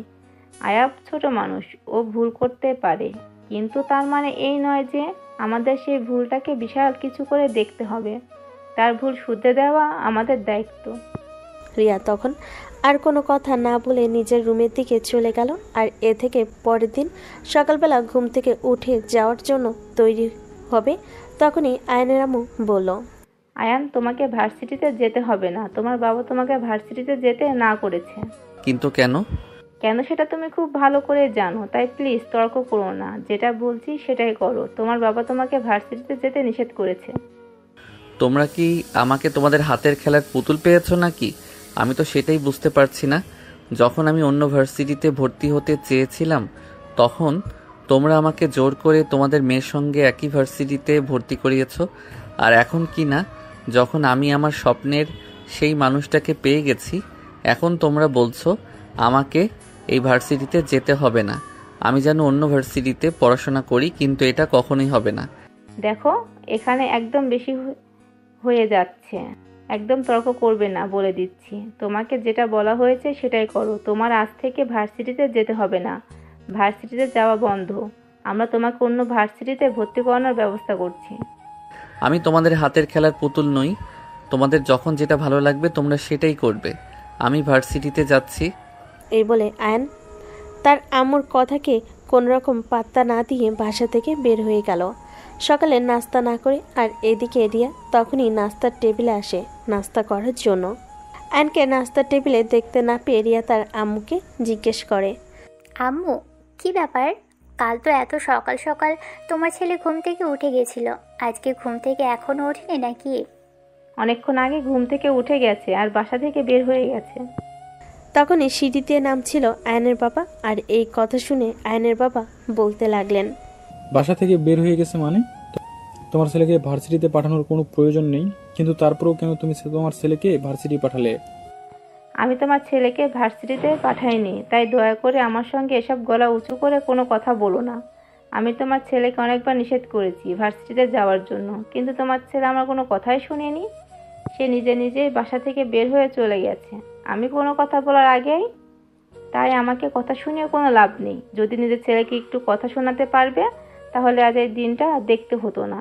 একটা মাত্র ছেলে বলে কত আদর দিয়ে মাথায় তুলে ফেলেছো, এখন বোঝো ঠেলা। হ্যাঁ, সেটাই তো। এখন দেখতে পাচ্ছি ছেলেকে একটু বেশি আদর দিয়ে বাদর বানিয়ে ফেলেছি, যেটা আমাদের উচিত হয়নি। আমাদের উচিত ছিল ছেলেকে ছোটবেলা থেকেই একটু কড়া শাসনের আকার, তাহলে হয়তো আজ এই দিন দেখতে পেত না। যাই হোক, আমি দেখছি ব্যাপারটা কি করা যায়। এই বলে আয়নের বাবা নাস্তার টেবিলে বসে গেল নাস্তা করার জন্য। আর তখনই রিয়া রাগে ফুসফুস করতে করতে বলতে লাগলো, আমি তোমাদেরকে আগেই বলেছিলাম তোমার ছেলেকে আমার ভার্সিটিতে ভর্তি করানোর প্রয়োজন নেই, কারণ তোমার ছেলের ক্যারেক্টারের সমস্যা আছে। তোমার ছেলের জন্য আমাকে কখনো না কখনো বিপদে পড়তে হবে, কিন্তু তখন তো তোমরা আমার কথা শুনলে না। তোমরা বলেছিলে আমার ভার্সিটিতে ভর্তি করাতে সময়ের সাথে সাথে সব কিছু ঠিক হয়ে যাবে, কিন্তু এখন আমি বুঝতে পারছি তখন তোমাদের কথা শুনে আমি জীবনের সবচাইতে বড় ভুলটা করেছি। তোমার ছেলেকে যদি আমাদের ভার্সিটিতে ভর্তি না করাতাম তাহলে হয়তো আজ আমাকে এই পরিস্থিতির সম্মুখীন হতে হতো না। বন্ধুদের সঙ্গে আমাকে ছোট হতে হয়েছে কেন বলো? শুধুমাত্র তোমার ছেলের জন্য। তোমার ছেলে যদি এসব আকাম কুকাম না করতো তাহলে বন্ধুদের সামনে আমাকে ছোট হতে হতো না।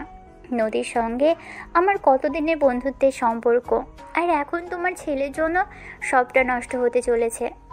তোমার ছেলেকে যদি মানুষ বানাতে না পারো তাহলে ভার্সিটিতে পাঠানোর কোনো প্রয়োজন নেই। এই বলে নাস্তাটা করেই বাসা থেকে বের হয়ে গেল। আর এইদিকে আয়ন বাসা থেকে বের হয়ে সোজা ভার্সিটি ক্যাম্পাসে চলে আসে আর অপেক্ষা করতে থাকেন নদীর জন্য। নদী কখন ভার্সিটিতে আসবে আর কখন তাকে দেখবে, তার সাথে একটু কথা বলবে। তাকে বেশি সময় অপেক্ষা করতে হলো না। প্রায় 10 মিনিট পরেই নদী ভার্সিটিতে চলে আসলো। নদী ভার্সিটিতে গেট দিয়ে ভিতরে প্রবেশ করছিল।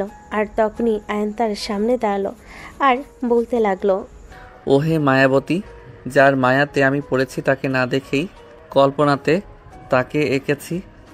বারবার তার ছবি আমার দুটি চোখের পাতায় সবসময় ভেসে থাকে।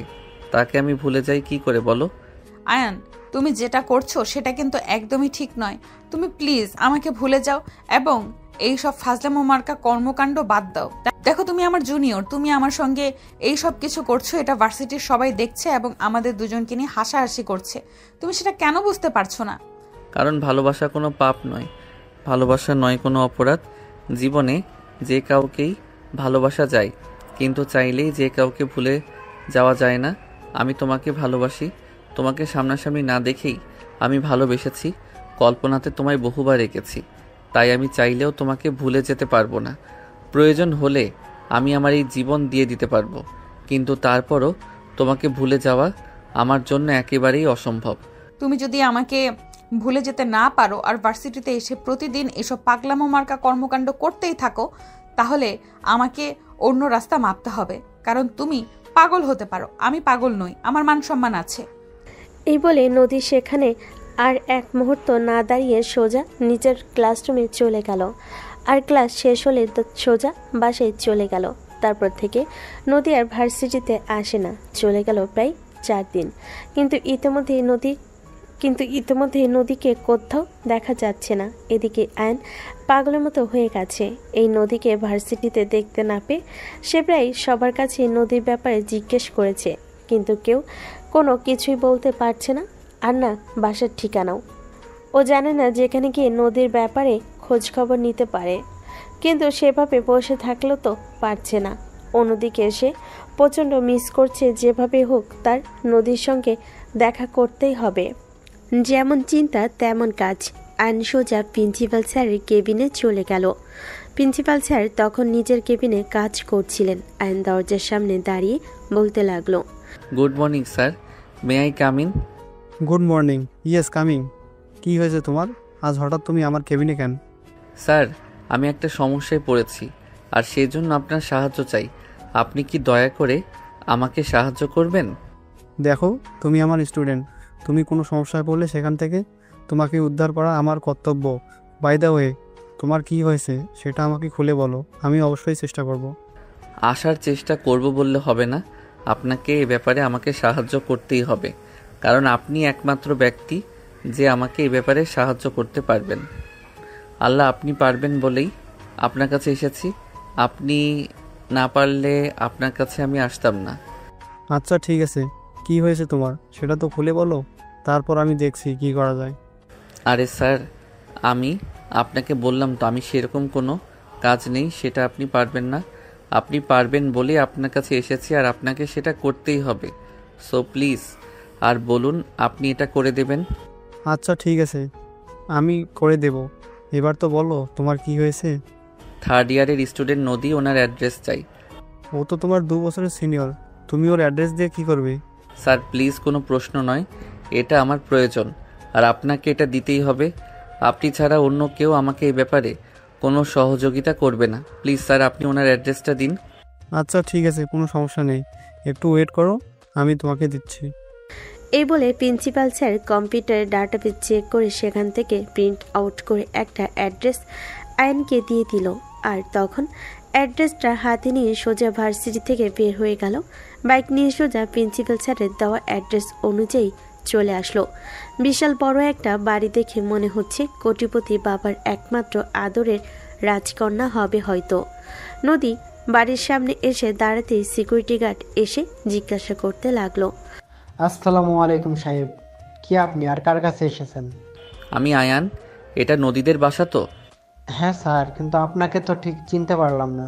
নদী ম্যাডাম আপনাকে কিভাবে চেনেন? ওনার সাথে আপনার কিভাবে পরিচয় যদি একটু বলতেন তাহলে আমার চিনতে সুবিধা হতো। আমি সব কিছু বলেও আপনি আমাকে চিনতে পারবেন না। আমি নদীর সঙ্গে দেখা করতে এসেছি। নদী কোথায় একটু বলতে পারবেন? নদী ম্যাডাম তো বাসায় নেই, ওনার শরীর খারাপ, ওনাকে হসপিটালে নেওয়া হয়েছে আজ 3 দিন। কোন হসপিটাল আর কি হয়েছে আমার নদীর? প্লিজ আমাকে খুলে বলুন। আমি সঠিক বলতে পারবো না, তবে যতদূর আমি শুনেছি ওনার কিডনিতে সমস্যা হয়েছে, তাই ওনাকে ঢাকার কোনো একটা বড় হসপিটালে নিয়ে যাওয়া হয়েছে, তবে সেটা আমি সঠিক জানি না। তাছাড়া আমি তো এই বাড়ির একজন সামান্য সিকিউরিটি গার্ড মাত্র, তাই তাদের এইসব ব্যাপারে জিজ্ঞেস করার কোনো সুযোগ পাই না।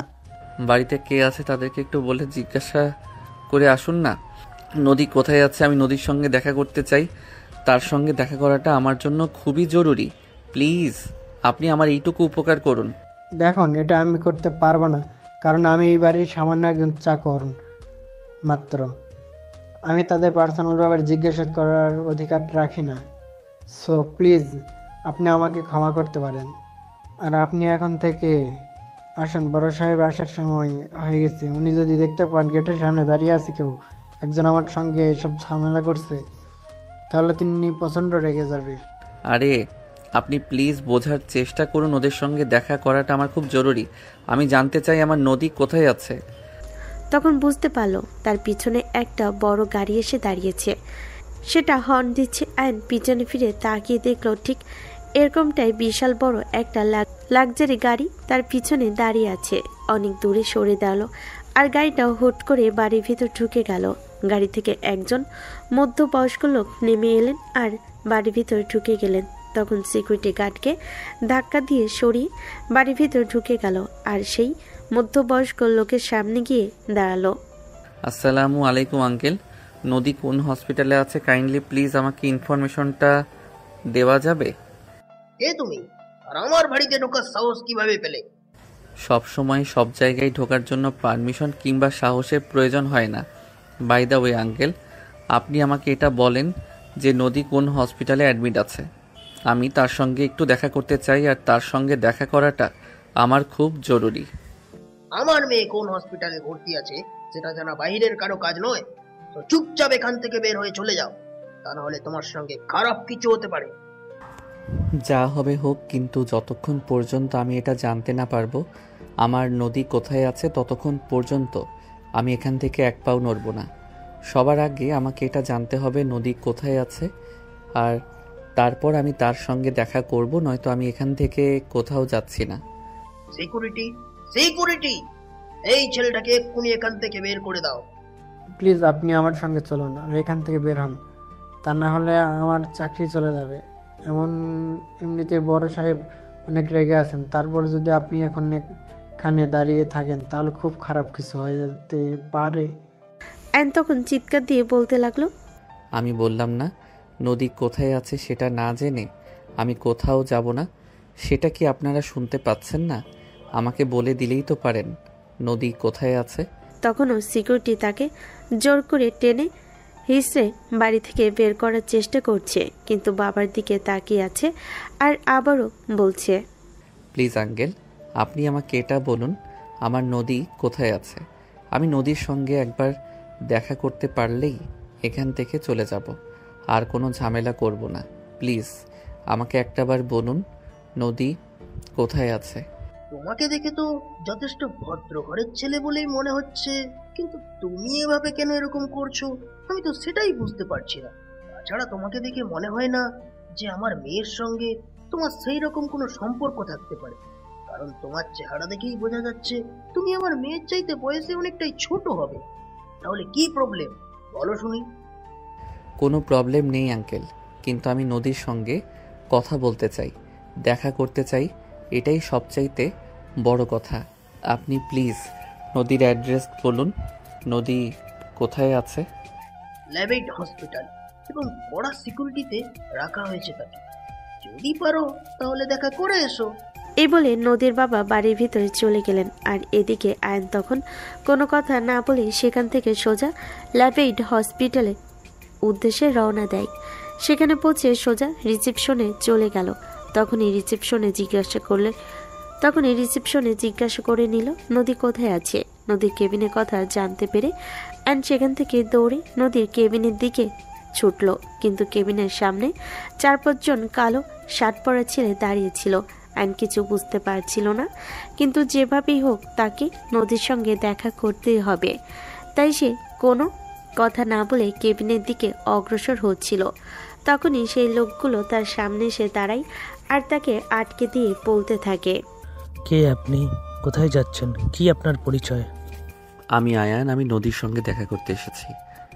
সরি, আমরা আপনাকে চিনতে পারছি না, তাই আপনাকে ম্যাডামের সঙ্গে দেখা করতে দেওয়া যাবে না। আপনি এখন আসতে পারেন। আমি নদীর সঙ্গে দেখা করতে এসেছি, নদীর সঙ্গে দেখা করে তারপরে যাব। এই বলে গার্ডকে ধাক্কা দিয়ে সরিয়ে আয়ন কেবিনের ভিতর ঢুকে গেল। তখনই দেখতে পেল নদী বেডে শুয়ে আছে আয়ন নদীর সামনে গিয়ে দাঁড়ালো আর নদীর নাম ধরে ডাক দিল। নদী, কি হয়েছে তোমার? আয়নের গলার আওয়াজ শুনে নদী চোখ খুলে তাকালো আর আয়নকে দেখতে পেল। সে মৃদুস্বরে বলতে লাগলো, কি ব্যাপার আয়ান, তুমি এখানে কিভাবে আর কোথা থেকে আসলে? কদিন ধরে তুমি ভার্সিটিতে যাচ্ছিলে না, তারপরও খোঁজ নিয়ে তোমার বাড়ির ঠিকানায় চলে আসি, আর তখনই জানতে পারি তুমি অসুস্থ। হ্যাঁ, হঠাৎ করে অসুস্থ হয়ে গেছে। আগামীকাল আমার অপারেশন, আমার জন্য দোয়া করো। হ্যাঁ, অবশ্যই তোমার জন্য অনেক দোয়া আর শুভকামনা। তোমার অপারেশন সাকসেস করলেই হোক, আর তুমি আমার জীবনে ফিরে আসো। আমি তোমাকে ছাড়া বাঁচবো না। জানো এই কয়টা দিন আমার কতটা কষ্ট হয়েছে। তোমাকে আমি পাগলের মতো খুঁজে বেরিয়েছি। এ বলে আয়ন ছোট বাচ্চাদের মতো কান্না করতে থাকে নদীর হাত ধরে। আর তখনই গার্ড ভিতরে চলে আসে। গার্ড তখন নদীকে বলতে থাকে, আই এম সরি ম্যাডাম, আমরা ওকে আটকাতে চেয়েছিলাম কিন্তু আমাদেরকে ধাক্কা দিয়ে সরিয়ে ভিতরে চলে এসেছে এই ছেলে, চলো বাইরে। এই বলে গার্ড যেই না আয়নের হাত ধরতে যাবে তখনই নদী গার্ডকে চোখের ইশারায় বাইরে চলে যেতে বলল। গার্ড তখন কোনো কথা না বলে বাইরে চলে গেল। তখনই নদী আয়নকে বলতে লাগলো, দেখো, তুমি এখানে এসেছো, এটা আমার বাবা জানতে পারলে তোমাকে মেরেই ফেলবে। তুমি চুপচাপ এখান থেকে বের হয়ে চলে যাও, আর এখানে কখনো এসো না। তোমার বাবা আমার কিছুই করতে পারবে না। তোমার বাবার থেকে অনুমতি নিয়ে তারপরেই আমি তোমার সঙ্গে দেখা করতে এসেছি। আমি তোমাদের বাড়িতে গিয়েছিলাম, আর সেখানে তোমার বাবার সঙ্গে দেখা হয়েছে, আর তার কাছ থেকে জানতে পেরেছি তুমি এখানে আছো, তাই তো আমি এখানে চলে এসেছি। আর তুমি বুঝতে পারছো না? আরে তুমি বুঝতে পারছো না, বাবা খুব ভালো করেই জানে তার গার্ডের চোখ ফাঁকি দিয়ে তুমি কখনোই আমার সঙ্গে দেখা করতে পারবে না, আর সেই জন্য তোমাকে এই কথা বলেছে এবং আমার ঠিকানা তোমাকে দিয়েছে। এই নয় তো কখনোই দিত না। তাই আমি তোমাকে রিকোয়েস্ট করে বলছি, এখান থেকে চলে যাও। আমার বাবা যদি জানতে পারে তুমি এখানে এসেছো, তাহলে সত্যি সত্যিই তোমাকে মেরে ফেলবে। মরে গেলে যাব, কিন্তু আমি তোমাকে ফেলে কোথাও যাব না। তোমার এই সময়ে যদি আমি তোমার পাশে থাকতে না পারি, তাহলে আমি তোমাকে কেমন ভালোবাসি সেটা আমাকে বলো। এই মুহূর্তে তোমাকে আমার কোনো প্রয়োজন নেই, বোঝার চেষ্টা করো। আমার ফ্যামিলি আছে আমার পাশে। তাছাড়া তুমি খুব ভালো করে জানো আমার একটা ছেলের সঙ্গে বিয়ের সম্বন্ধ ঠিক হয়ে আছে, আর সেই ছেলেও যদি জানতে পারে তুমি এখানে এসেছো, তাহলে খারাপ কিছু হয়ে যাবে। আমি চাই না তোমার সঙ্গে আমার জন্য খারাপ কিছু হোক। যা হয় হবে। তোমাকে আমি আমার নিজের জীবনের চাইতেও অনেক বেশি ভালোবাসি। তোমাকে যদি না পাই, তাহলে এই জীবন রেখে আমার কোনো লাভ নেই। তোমাকে না পেলে আমি মরে গেলেও তাতে আমার কিছুই যায় আসে না। দেখো, এখন ফাজলামো করার সময় নয়। এখান থেকে চলে যাও, আর পারলে আমার জন্য দোয়া করো। আমি চাই না আমার জন্য তোমার কোনো ক্ষতি হোক। এই বলে নদী বারবার আয়নকে অনুরোধ করছিল তার কেবিন থেকে বের হয়ে বাইরে যাওয়ার জন্য, কিন্তু অ্যান কোনো কথাই শুনছিল না। সে নদীকে এই অবস্থায় ফেলে রেখে কোনোভাবেই এখান থেকে চলে যাবে না। আর ঠিক তখনই একজন লোক কেবিনের ভিতর প্রবেশ করলো আর আয়ানকে নদীর হাত ধরা অবস্থায় দেখে কোনো কথা না বলে লাথি দিয়ে আয়ানকে চেয়ার থেকে ফেলে দিল, আর তারপরই বলতে লাগলো, এই ছোট লোকের বাচ্চা, তুই আর তোর কত বড় সাহস যে তুই আমার হবু বউয়ের হাত ধরে এখানে বসে বসে প্রেম আলাপ করছিস। এদিকে আয়ান ততক্ষণে নিজেকে সামলে নিয়ে উঠে দাঁড়ায়, আর তারপরই ছেলেটার সম্মুখীন হয়ে দাঁড়িয়ে বলতে থাকে, তোমার হবু বউ কিন্তু বউ নয়, এটা মাথায় ঢুকিয়ে নাও। তোমার সঙ্গে বিয়ে হবে এটা ঠিক হয়ে আছে, কিন্তু বিয়েটা হয়ে যায়নি। এই ছোট লোকের বাচ্চা, তোকে এখানে আসার পারমিশন কে দিয়েছে? মুখের ভাষা ঠিক করে তারপর কথা বলেন। আপনি ছোট লোক কাকে বলছেন? টাকা পয়সা আছে বলেই আপনি নিজেকে খুব কিছু মনে করেন নাকি? আর আমি মধ্যবিত্ত ফ্যামিলির ছেলে বলেই আমি ছোট লোক? দেখুন, আমাকে রাগাবেন না, তাহলে এর পরিণাম কিন্তু আপনার জন্যই খারাপ হবে। তখনই নদী আয়নকে উদ্দেশ্য করে বলতে লাগলো, আয়ান প্লিজ, তুমি এখানে ঝামেলা করো না। প্লিজ এখান থেকে চলে যাও বলছি। আমি চাই না তোমার জন্য এখানে কোনো ঝামেলা হোক। আর সাগর আর আমি শুধুমাত্র বন্ধু, এর চাইতে বেশি কিছু না। তুমি ওর সঙ্গে এরকম আচরণ করতে পারো না। ও তোমার বন্ধু, তাতে কি হয়েছে? ওকে এত বড় সাহস কে দিয়েছে যে তোমার হাতে হাত রেখে এখানে বসে বসে কথা বলবে?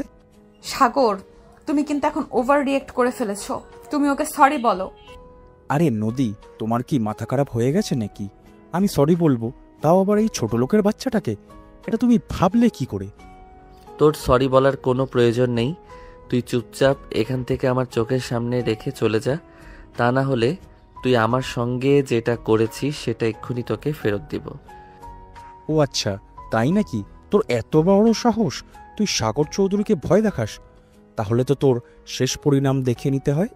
তুই দাঁড়া, আমি তোর ব্যবস্থা করছি। এই বলে তখনই সাগর আয়নকে একটা থাপ্পড় দিতে যাবে, তখনই আয়ন তার হাতটা ধরে ফেলে এবং পিছন থেকে মুচকে ধরে। সাগর ব্যথায় কুকিয়ে ওঠে আর বলতে থাকে, দেখ, একদম ভালো হবে না বলে দিচ্ছি। আমার হাতটা ছেড়ে দে, আমার লাগছে। যখন আমার সঙ্গে পেরে উঠবি না তখন আমার সঙ্গে লাগতে আসলি কেন? আমি তো তোকে আগেই বলেছিলাম আমার সঙ্গে লাগতে আসিস না, কিন্তু তুই তো ইচ্ছে করে আমার সঙ্গে ঝামেলা করেছিস। সবে তো মাত্র থাম্বেল দেখিয়েছি, পুরো সিনেমা তো এখনো বাকি রয়ে গেছে। তখনই নদী আয়নকে বলতে থাকে, আয়ান এসব কি করছো তুমি? এই সব কিছু কিন্তু তোমার কাছ থেকে আশা করিনি। ওর হাত ছেড়ে দাও আর চুপচাপ এইখানে দুজনেই চলে যাও। আমার কাল অপারেশন, আমাকে এখন একটু মানসিক প্রশান্তিতে থাকতে দাও। এটা শুনে আয়ন সাগরের হাতটা ছেড়ে দিল আর তারপরে নদীকে বলতে লাগলো, আমি শুধুমাত্র তোমার কথাই ওকে ছেড়ে যাচ্ছি, কিন্তু তা না হলে ওর শেষ দেখে নিতাম আমি। ওর কত বড় সাহস আমার সঙ্গে পাঙ্গা নিতে আসে। ও হয়তো জানে না আমার ভালোবাসার জোর কতটা, আর ভালোবাসার জন্য আমি ঠিক কি করতে পারি। এত কিছু জানার কোনো প্রয়োজন নেই। তোমাকে আমি যেটা বলেছি তুমি সেটাই শোনো। চুপচাপ এখান থেকে চলে যাও। এখানে কোনো ঝামেলা করো এটা আমি চাই না, কারণ আব্বু জানতে পারলে কি হবে সেটা তুমি কল্পনাও করতে পারছো না। নদী প্লিজ কামান, কি হবে? আমি এত কিছু চিন্তা করে এখানে আসিনি। তোমাকে ভালোবাসি, তোমাকে ভালোবেসে আমার করে পাওয়ার জন্য যা যা কিছু করতে হয় আমি সব কিছু করতে প্রস্তুত আছি। তবে আজ শুধু তোমার জন্য ওকে ছেড়ে গেলাম, কারণ কাল তোমার অপারেশন। আমি চাই না তোমার উপর মানসিক কোনো স্ট্রেস পড়ুক। এ বলে আয়ন কেবিন থেকে বের হয়ে চলে গেল।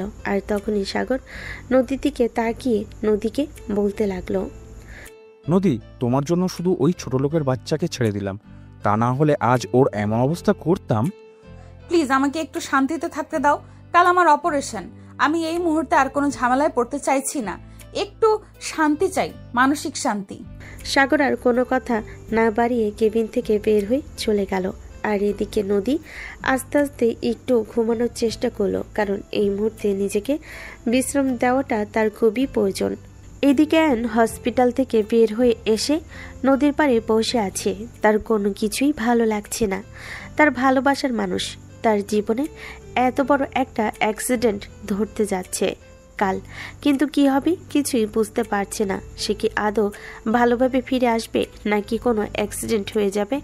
আজও তার সঙ্গে ভালোভাবে কথা বলে আসতে পারলো না। এইসব কিছুই মনে মনে চিন্তা করছে। এদিকে দেখতে দেখতে সন্ধ্যা ঘনিয়ে রাত হয়ে আসলো, কিন্তু আয়নের বাড়িতে যেতে একদমই মন চাইছে না। সে তখনও সেখানেই বসে আছে। রাত 11টা বাজে। তার ফোনে একটার পর একটা কল আসছে, কিন্তু না, তারপরও মোবাইলটা হাতে নিল, কিন্তু সেই কল রিসিভ করতে মন চাচ্ছে না। তারপরও মোবাইলটা হাতে নিল, আর তখনই দেখতে পেল তার বাড়ি থেকে ফোন করা হচ্ছে। সে মোবাইলটা হাতে নিয়ে ফোনটা রিসিভ করলো, আর তখনই অপর প্রান্ত থেকে শুনতে পেল, কি রে আয়ন, কোথায় তুই? রিয়া বললো আজ তুই ভার্সিটিতে যাসনি, সারাদিন বাসায় আসিসনি, তুই কোথায় আসিস? এই তো আছি। আমাকে নিয়ে তোমাদের কোনো চিন্তা করতে হবে না। সময় হলে আমি নিজেই বাসায় চলে আসব। আর দয়া করে আমাকে ফোন দিয়ে বিরক্ত করো না। আমি একটু একা থাকতে চাই, আমার মতো থাকতে চাই। আমাকে একটু আমার মতো থাকতে দাও, আমাকে বিরক্ত করো না প্লিজ। এ বলে আয়ন ফোনটা কেটে দিল। তারপর আবারও ঘন্টাখানেক সেখানেই বসে থেকে তারপর বাড়ির উদ্দেশ্যে রওনা দিল। হাঁটতে হাঁটতে বাড়িতে এসে পৌঁছালো। রাত তখন 1:30টার কাছাকাছি বাজে। কলিং বেলে চাপ দিতে তার আম্মু এসে দরজা খুলে দিল, আর তাকে দেখি বলতে লাগলো, কিরে বাবা, তুই কোথায় ছিলি আর এতক্ষণে কোথা থেকে আসলি? আয়ন তখন তার মায়ের কথায় কোনো উত্তর না দিয়ে চুপচাপ বাড়ির ভিতর ঢুকে নিজের রুমে চলে গেল, আর দরজাটা সঙ্গে সঙ্গে আটকে দিল। তার মা বেশ কিছুক্ষণ দরজার সামনে দাঁড়িয়ে থেকে নক করলো, কিন্তু ভিতর থেকে কোনো সারা শব্দ আসলো না, আর আয়ন কোনো কথাও বলল না। তাই বাধ্য হয়ে তার আম্মু সেখান থেকে চলে গিয়ে নিজের রুমে গিয়ে বিছানায় শুয়ে ঘুমিয়ে পড়ল। রিয়া পরের দিন সকালবেলা ঘুম থেকে উঠে যথাসময়ে রেডি হয়ে নাস্তা করে ভার্সিটিতে চলে গেল, কিন্তু আয়ান এখনও ঘুম থেকে উঠছে না। তার মা বেশ কয়েকবার রুমের দরজার সামনে দাঁড়িয়ে থাকে, ডাকাডাকি করলে কিন্তু সে কোনো সারা শব্দ করলো না। এটা দেখে তার মা কিছুটা চিন্তায় পড়ে গেল, আর তারপর তার বাবার কাছে এই বিষয়টা শেয়ার করলো। তার বাবা তখন বলতে লাগলো, এত চিন্তা করার মতো কিছুই হয়নি। তোমার ছেলে এখনো ছোট বাচ্চা নয় যে তাকে নিয়ে সবসময় চিন্তা করতে হবে। সে এখন যথেষ্ট বড় হয়েছে, ভার্সিটিতে পড়াশোনা করে নিজের ভালো মন্দ বোঝার মতো বয়স হয়েছে। আরে তুমি এভাবে কেন বলছো? আমার ছেলেটা কি এমন বড় হয়েছে যে তুমি এভাবে বলছো? আমার কাছে আমার ছেলে এখনও সে ছোটই রয়ে গেছে, তাই দয়া করে এভাবে কথা বলো না। দেখো, তোমার ছেলে যেসব পাগলামো শুরু করে দিয়েছে, তারপর তোমার ছেলেকে এর চাইতে ভালো কিছু বলার নেই। যাই হোক, যখন তার সময় হবে তখন সে নিজেই রুম থেকে বের হয়ে খাবার খেতে আসবে, তাই তাকে নিয়ে চিন্তা করার কিছুই নেই। এই বলে আয়নের বাবাও নাস্তা শেষ করে অফিসে চলে গেল। আর এদিকে আয়নের মা পড়ে গেলেন মহাচিন্তায়। তাই বেশ কয়েকবার ছেলেকে ডাকাডাকি করার পরও রুমের ভিতর থেকে কোনো সারশব্দ আসলো না, আর রুমের দরজাও খুলল না।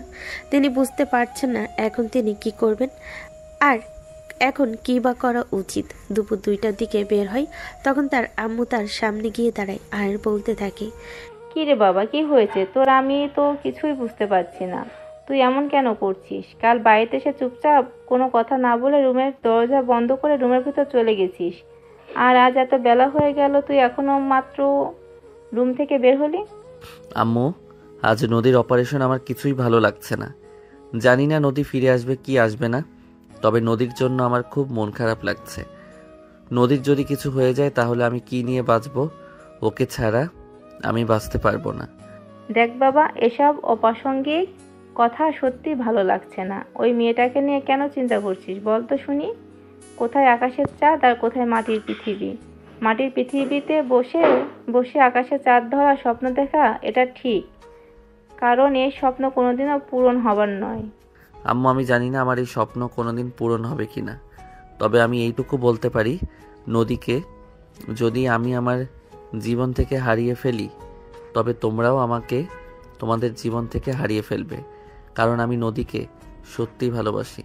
তাকে না পেলে আমার এই জীবন রেখে কোনো লাভ নেই। আরে বাবা, তুই কি সত্যি পাগল হয়ে গেলি নাকি? আমি তো কিছুই বুঝতে পারছি না। তোমাকে এত কিছু বুঝতে হবে না, এত কিছু বোঝার কোনো প্রয়োজন নেই। আমি নদীকে ভালোবাসি, আর তাকে আমি আমার জীবনে যে কোনো কিছুর বিনিময়ে পেতে চাই। বাবা প্লিজ, এসব পাগলামো বন্ধ করে, এসব পাগলামো আর ভালো লাগছে না। আম্মু, আমি যাচ্ছি নদীর কাছে, আমার নিঃশ্বাস বন্ধ হয়ে আসছে, আমি আর পারছি না। এই বলে আয়ন তার আম্মুকে আর কোনো কথা বলার সুযোগ না দিয়ে বাসা থেকে বের হয়ে গেল। বাইক নিয়ে সোজা হসপিটালে চলে আসলো, আর এসেই দেখতে পেল গতকালকের মতো আজকেও আবার সেই লোকগুলো নদীর সামনে দাঁড়িয়ে আছে। আয়ন কোনো কিছু তোয়াক্কা না করে সোজা কেবিনের ভিতর ঢুকে গেল, আর নদীকে কেবিনের কোথাও দেখতে পেল না। আয়ন তখন কেবিন থেকে বের হয়ে বাইরে দাঁড়িয়ে থাকা লোকগুলোকে জিজ্ঞেস করলো, নদী কোথায়? ওকে কেবিনে দেখতে পাচ্ছি না কেন? ম্যাডামের অপারেশন শুরু হয়ে গিয়েছে, ম্যাডামকে অপারেশন থিয়েটারে নিয়ে যাওয়া হয়েছে। আয়নের দু চোখ দিয়ে জল পড়ছে, মনে হচ্ছে নদী যেন তাকে ছেড়ে চলে যাবে এমন একটা অবস্থা। সে নদীর কেবিনের ভিতর ঢুকে গেল, আর তখনই সেখানে নামাজে দাঁড়িয়ে গেল। প্রায় 2 ঘন্টা ধরে নদীর অপারেশন চলতে লাগলো, আর এদিকে আয়ন তখনও মনোজাতে বসে আছে। অপারেশন সাকসেস হয় আর নদীকে কেবিনে নিয়ে আসা হয়। নদী তখনও জ্ঞান ফেরেনি। নদীর পাপা নদীর কেবিনে প্রবেশ করে দেখলেন আয়না এখনও মনোজাতে বসেই কান্না করছে। নদীর পাপা কিছুটা অবাক হন। নদীকে বেডে শুইয়ে দিয়ে কেবিন থেকে বের হয়ে গেলে আয়ন মোনাজাত শেষ করে উঠে দাঁড়ায়। তখন নদীর বাবা তার সামনে গিয়ে দাঁড়ায়। নদীর বাবা তখন আয়নকে বলল, তুমি এখানে কি করছিলে? তখনই আয়ন ওনার কথায় কোনো উত্তর না দিয়ে উল্টা প্রশ্ন করলো, নদী কোথায় আঙ্কেল? নদী এখন কেমন আছে? Operation success. এই তো নদীকে কেবিনে শিফট করা হয়েছে, কিন্তু তুমি এখানে কি করছো? আমি এখানে নামাজ পড়ছিলাম, দোয়া করছিলাম আল্লাহ যেন আমার নদীকে আমার কাছে ফিরিয়ে দেয়। আমি বাসায় থাকতে পারছিলাম না, আমার ভীষণ কষ্ট হচ্ছিল ওর জন্য, তাই এখানে চলে আসি। কিন্তু এখানে আসার পর দেখতে পেলাম ওকে অপারেশন থিয়েটারে নিয়ে যাওয়া হয়েছে। আমি নিজেকে আর বেঁধে রাখতে পারছিলাম না, তাই অজু করে এসে আল্লাহর দরবারে আমার ভালোবাসার মানুষটাকে ফিরে পাওয়ার জন্য প্রার্থনা করতে লাগলাম।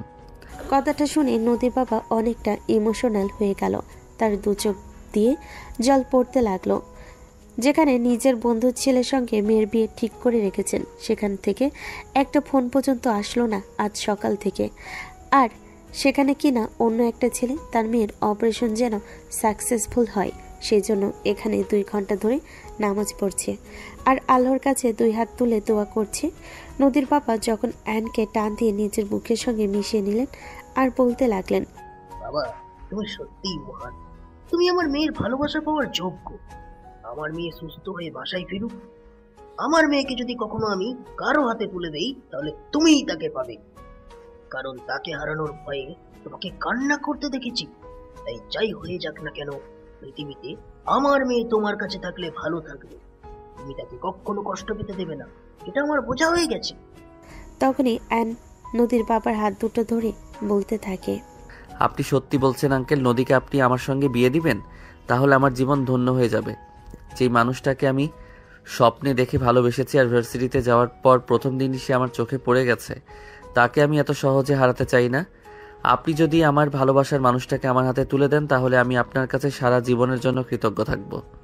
আসলে আমি চেয়েছিলাম আমার মেয়ের জীবনে একজন সঠিক মানুষ আসুক এবং একজন পারফেক্ট মানুষ আসুক, যে আমার মেয়েকে অনেক বেশি ভালোবাসবে, সুখে রাখবে, শান্তিতে রাখবে, যে কখনো আমার মেয়েকে কোনো কষ্ট পেতে দেবে না। সেই মানুষটা আমার মেয়েকে হারানোর ভয়ে সবসময় আমার মেয়েকে আঁকলে রাখবে। আরো ভেবেছিলাম টাকা পয়সা থাকলে জীবনে সবকিছু পাওয়া যায়। তাই তো আমি আমার বিজনেস পার্টনার এবং বন্ধুর ছেলের সঙ্গে আমার মেয়ের বিয়ে ঠিক করেছিলাম। আজ সেটার প্রমাণ পেলাম যে টাকা পয়সা দিয়ে কখনো মানুষের ভালোবাসা পাওয়া যায় না। ভালোবাসার জন্য একটা সুন্দর মনের প্রয়োজন, যেটা তোমার আছে। এভাবেই তারা দুজন কথা বলতে থাকে। এরপর দেখতে দেখতে 15 দিন সময় কেটে গেল। এর মধ্যে অ্যান একটি দিনও ভার্সিটিতে যায়নি। দিনের বেশিরভাগ সময় হসপিটালে কাটিয়েছে নদীর কাছে বসে বসে। আজ 16তম দিন। নদীকে হসপিটাল থেকে রিলিজ করা হয়েছে আর বাসায় নিয়ে যাওয়া হবে। নদী আয়নের কাছ থেকে বিদায় নেয় আর তখনই নদীর বাবা আয়নের সামনে এসে দাঁড়িয়ে আয়নের হাত দুটো ধরে বলতে থাকে, বাবা তা কবে আসবে তোমার মা বাবাকে নিয়ে আমাদের বাড়িতে? আমি তোমাদের বিয়ের কথা পাক্কা করে রাখতে চাই। আঙ্কেল, শুধু বিয়ের পাকা কথা নয়, আপনি চাইলে আমি আমার বউকে আমার কাছে নিয়ে যেতে চাই, কারণ আমি চাই না আমার বউ আমাকে ফেলে রেখে দূরে দূরে থাকুক। তখনই নদীর বাবা একটু মুচকি হাসি দিয়ে আয়নকে বলতে থাকে, আচ্ছা ঠিক আছে, কোনো সমস্যা নেই। তুমি তোমার মা বাবাকে নিয়ে আসো, তাদের সঙ্গে আমি কথা বলি এবং যত দ্রুত সম্ভব তোমাদের বিয়ের ব্যবস্থা করব। এই সব কিছু নিয়ে তোমাকে কোনো চিন্তা করতে হবে না, আমি আছি তো। আমার উপর তুমি ভরসা করতে পারো। তখনই পাশ থেকে নদী বলতে থাকে, কিন্তু বাবা, সাগরও তো ঝামেলা করবে এই সব কিছু নিয়ে। ওসব নিয়ে তোমাকে চিন্তা করতে হবে না। আজ সারাদিন তুমি হসপিটালে, একটা বারও ওরা তোমার কোনো খবর নিতে আসলো না। আর অপারেশনের দিনও একটা ফোন পর্যন্ত করেনি। ওদের ব্যাপারটা আমি দেখে নেব। এই বলে নদীর পাপা নদীকে নিয়ে বাড়ির উদ্দেশ্যে রওনা দিল আর নদীকে গাড়িতে উঠিয়ে দিয়ে তাদের বাড়িতে চলে আসলো। সেদিন রাতেই আয়নের বাবা বাড়িতে আসলে আয়ন তার বাবা মা দুজনের সঙ্গেই নদীর ব্যাপারে কথা বলে। তারা রাজি হতে না চাইলে এক পর্যায়ে আয়ন তাদেরকে এটা জানিয়ে দেয় যদি তারা নদীকে এই বাড়ির পুত্রবধূ বানাতে অসম্মতি জানায় তাহলে আয়ন নিজের জীবন শেষ করে দেবে। তাই অবশেষে আয়নের বাবা মা নদীকে নিজেদের বাড়ির পুত্রবধূ হিসেবে মেনে নিতে বাধ্য হন এবং 1 সপ্তাহের মধ্যেই তাদের বিয়ের শুভ কাজ শেষ করেন। হ্যাঁ ভিউয়ার্স, আজকে নদী এবং আয়নের বিয়ের কাজ শেষ হয়েছে। নদীকে লাল টুকটুকি বেনারসিতে সাজিয়ে আয়নদের বাড়িতে নিয়ে আসা হয়েছে। আয়ন বাসর করে বসে অপেক্ষা করছে তার নতুন বইয়ের জন্য। আর তখনই রিয়া নদীকে আয়নের রুম পর্যন্ত পৌঁছে দিয়ে গেল আর বলতে লাগলো, দোস্ত, এটা কিন্তু ঠিক হলো না। তুই আমার বান্ধবী হয়ে আমার ছোট ভাইকে বিয়ে করে নিলি আর আমি সেই সিঙ্গেল থেকে গেলাম। আই এম সো সরি, কিন্তু দোস্ত, আমার কিন্তু ছোট ভাই নেই। তুই চাইলেও কিন্তু আমার ভাইকে বিয়ে করতে পারবি না। এখন তুই যা এখান থেকে, আর আমার জুনিয়র বরটার সঙ্গে আমাকে রোম্যান্স করতে দে। এই বলে নদী রিয়াকে রুম থেকে বের করে দিয়ে রুমের দরজাটা লাগিয়ে দিল। তখনই আয়ন নদীর সামনে এসে দাঁড়ালো আর নদীর হাত দুটো ধরে বলতে লাগলো, জানো আমার সত্যি বিশ্বাস হচ্ছে না, আমি তোমাকে আমার জীবনে পেয়ে গেছি। এখন থেকে আর তোমাকে কল্পনাতে নয়, বাস্তবে আদর করতে পারবো, জড়িয়ে ধরতে পারবো, সব কিছু করতে পারবো। তাহলে দেরি করছিস কেন? আমার তো তারা সইছে না। কখন তোমার ছোঁয়া পাবো, কখন তোমার আদর পাবো, যেভাবে তুমি স্বপ্নে আমায় আদর করতে। আমার তো এখনই কেমন যেন লাগছে। ওমা তাই নাকি? তাহলে চলো শুরু করা যাক। এই বলে আয়ন নদীকে টান দিয়ে কোলে তুলে নিল আর ধপাস করে বিছানায় উপর ছেড়ে দিল। তখনই নদী ও মাগো বলে একটা চিৎকার দিতে যাবে, তার আগে আয়ন তার ঠোঁট দুটো নিজের দখলে নিয়ে আলতোভাবে চুমু খেতে লাগলো। নদী আয়নের প্রথম ছোঁয়া পেতেই শরীরের মধ্যে অন্যরকম এক অনুভূতি কাজ করছিল। সে বারে বারে কেঁপে কেঁপে উঠছিল। এটা দেখে আয়ন বলতে লাগলো, আরে কি হলো তোমার? তুমি এমন করছো কেন?